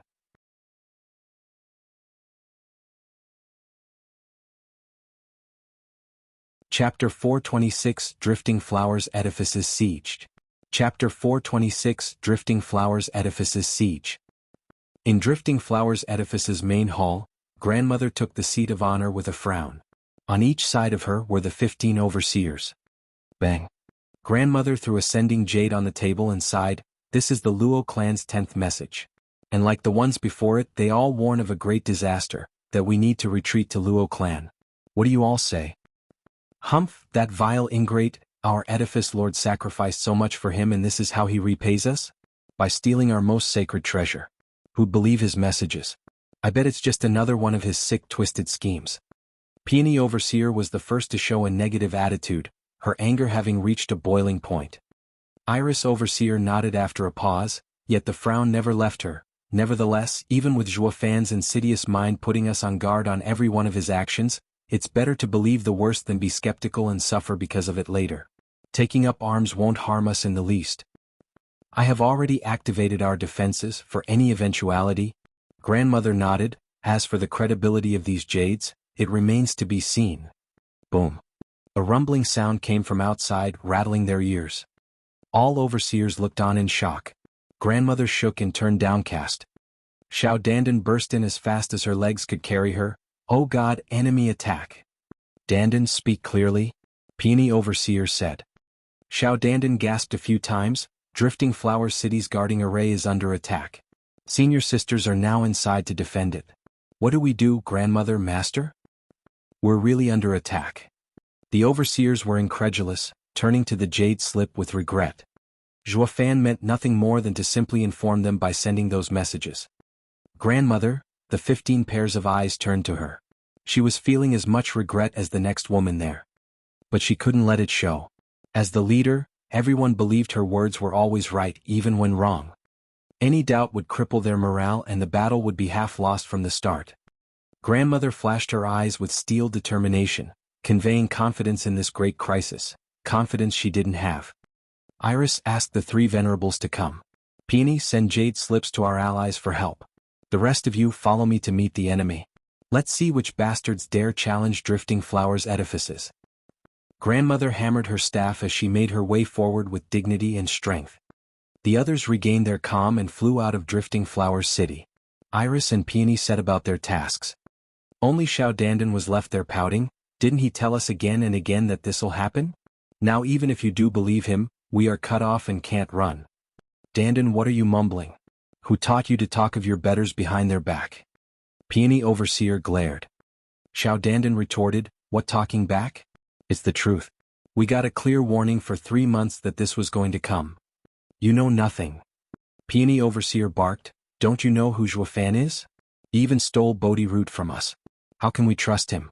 How can we be sure it's not another trick?" "But it was Yen Fu who told me. He'd never lie to me." Xiao Dandan was stubborn. Peony Overseer shook her head. "You brat, Yen Fu was never good to begin with. Now that he's with Zhuofan he's even worse. No matter how sincere, he needs to first prove that Zhuofan had nothing to do with it, that it wasn't false. You think I don't know where you've been running to these months? Besides bringing the 10 sending jades, you still have 28 more love letters from that kid. How can a pure girl like you be like this? Have you no shame?" Xiao Dandan blushed and huffed. "That's beside the point. They have been giving us real information all along, yet you always second-guess his intentions, thinking there's a plot where there's nothing. You silly girl, you've been growing bolder, I see, to talk back to your master. My lessons haven't been thorough enough, it seems." Peony Overseer was at a loss and blushed with shame and anger. Xiao Dandan ran away with Peony Overseer on her heels. Their mission forgotten. Grandmother took her overseers outside and gasped at the sea of black. Leading the army were Hell Valley, Mary Woods and Pill King Hall's lords. Against such a lineup, even with the home field advantage, Drifting Flowers Edifice's array would be under immense strain. Gulping, Grandmother grew anxious. The overseers were scared out of their minds, shaking all over. Yu Wanshan's side laughed. Grandmother, we three vow to take Drifting Flowers edifices. Surrender now, cease these needless hostilities and there won't be casualties. Yuanshan held his head high. Grandmother squinted. Valley Lord Yu, what's the meaning of this? Have you forgotten Tianyu's laws? The 7 houses are banned from engaging in civil war. Marching towards Drifting Flowers edifices with such fanfare, His Majesty will hear of this and will exact punishment. Grandmother's speech was full of dignity and logic. But Yuanshan laughed harder, his mocking gaze thicker. Old hag, why else would we be here in the first place? It's all by His Majesty's leave. Yuanshan shouted, there's no one out there coming to help a bunch of broads, ha. What? Grandmother was incredulous. Keeping the 7 houses in check had been the imperial family's policy since the dawn of the empire. How can they change tactics, letting the land devolve into anarchy? Impossible? Grandmother refuted. What crime could we possibly have committed for His Majesty to treat us so, to let you attack us? Ha, old crone, don't play dumb. Who doesn't know of your ties with that wretched spawn Zhuofan? With the mess he made in the imperial palace, he is the nation's #1 criminal. And with your connections you aren't far behind either. At Yuanshan's cackle, grandmother shuddered and sighed. Zhuofan raised us and now he crushes us. While Zhuofan was on his power trip, Drifting Flowers edifices had never been safer. But now that Zhuofan had become the national enemy, the others used this excuse to get to Drifting Flowers edifices. Their 1,000-year-old legacy would lay in ruins. Was it truly the right choice to have an alliance with Zhuofan? Much good did that thinking do at this point? All they could do was buy time for their allies to come help. Grandmother flew up and shouted, if you want to destroy Drifting Flowers edifices, then come. I will face any contenders. Ha, I've heard so much of the Lady of Steel and have long wished to try you out. Yuanshan flew forth, covered in gray energy letting out eerie cries of infants. Hatred and grief filled the sky, sweeping grandmother in its clutches. With the shrieks of agony, malignant specters made of anguish bit at her. Hell Valley's profound ranked martial art, Demonic Face Seal. The hearts of the overseers were in their throats. Demonic Face Seal was a soul attack, creepy and powerful. Grandmother had no power against it. Yuanshan laughed, finding victory in his grasp. It was then that a glaring white light flashed. The howling sea of agonized faces came to a halt as ice spread all over them. They cracked to pieces, pulverizing the demonic faces, leaving room for grandmother to walk out and send Yuanshan flying with a palm to the chest. And leaving behind a scarlet trail, that you're tuning in to the Han Li's Wuxia Adventures YouTube channel. We're so grateful for your support and don't forget to subscribe to join us on this incredible journey through captivating stories. Your generosity through donations truly makes a world of difference, as it's the primary source of revenue that allows me to expand and enhance this channel for you. Thank you from the bottom of my heart for being a part of this adventure.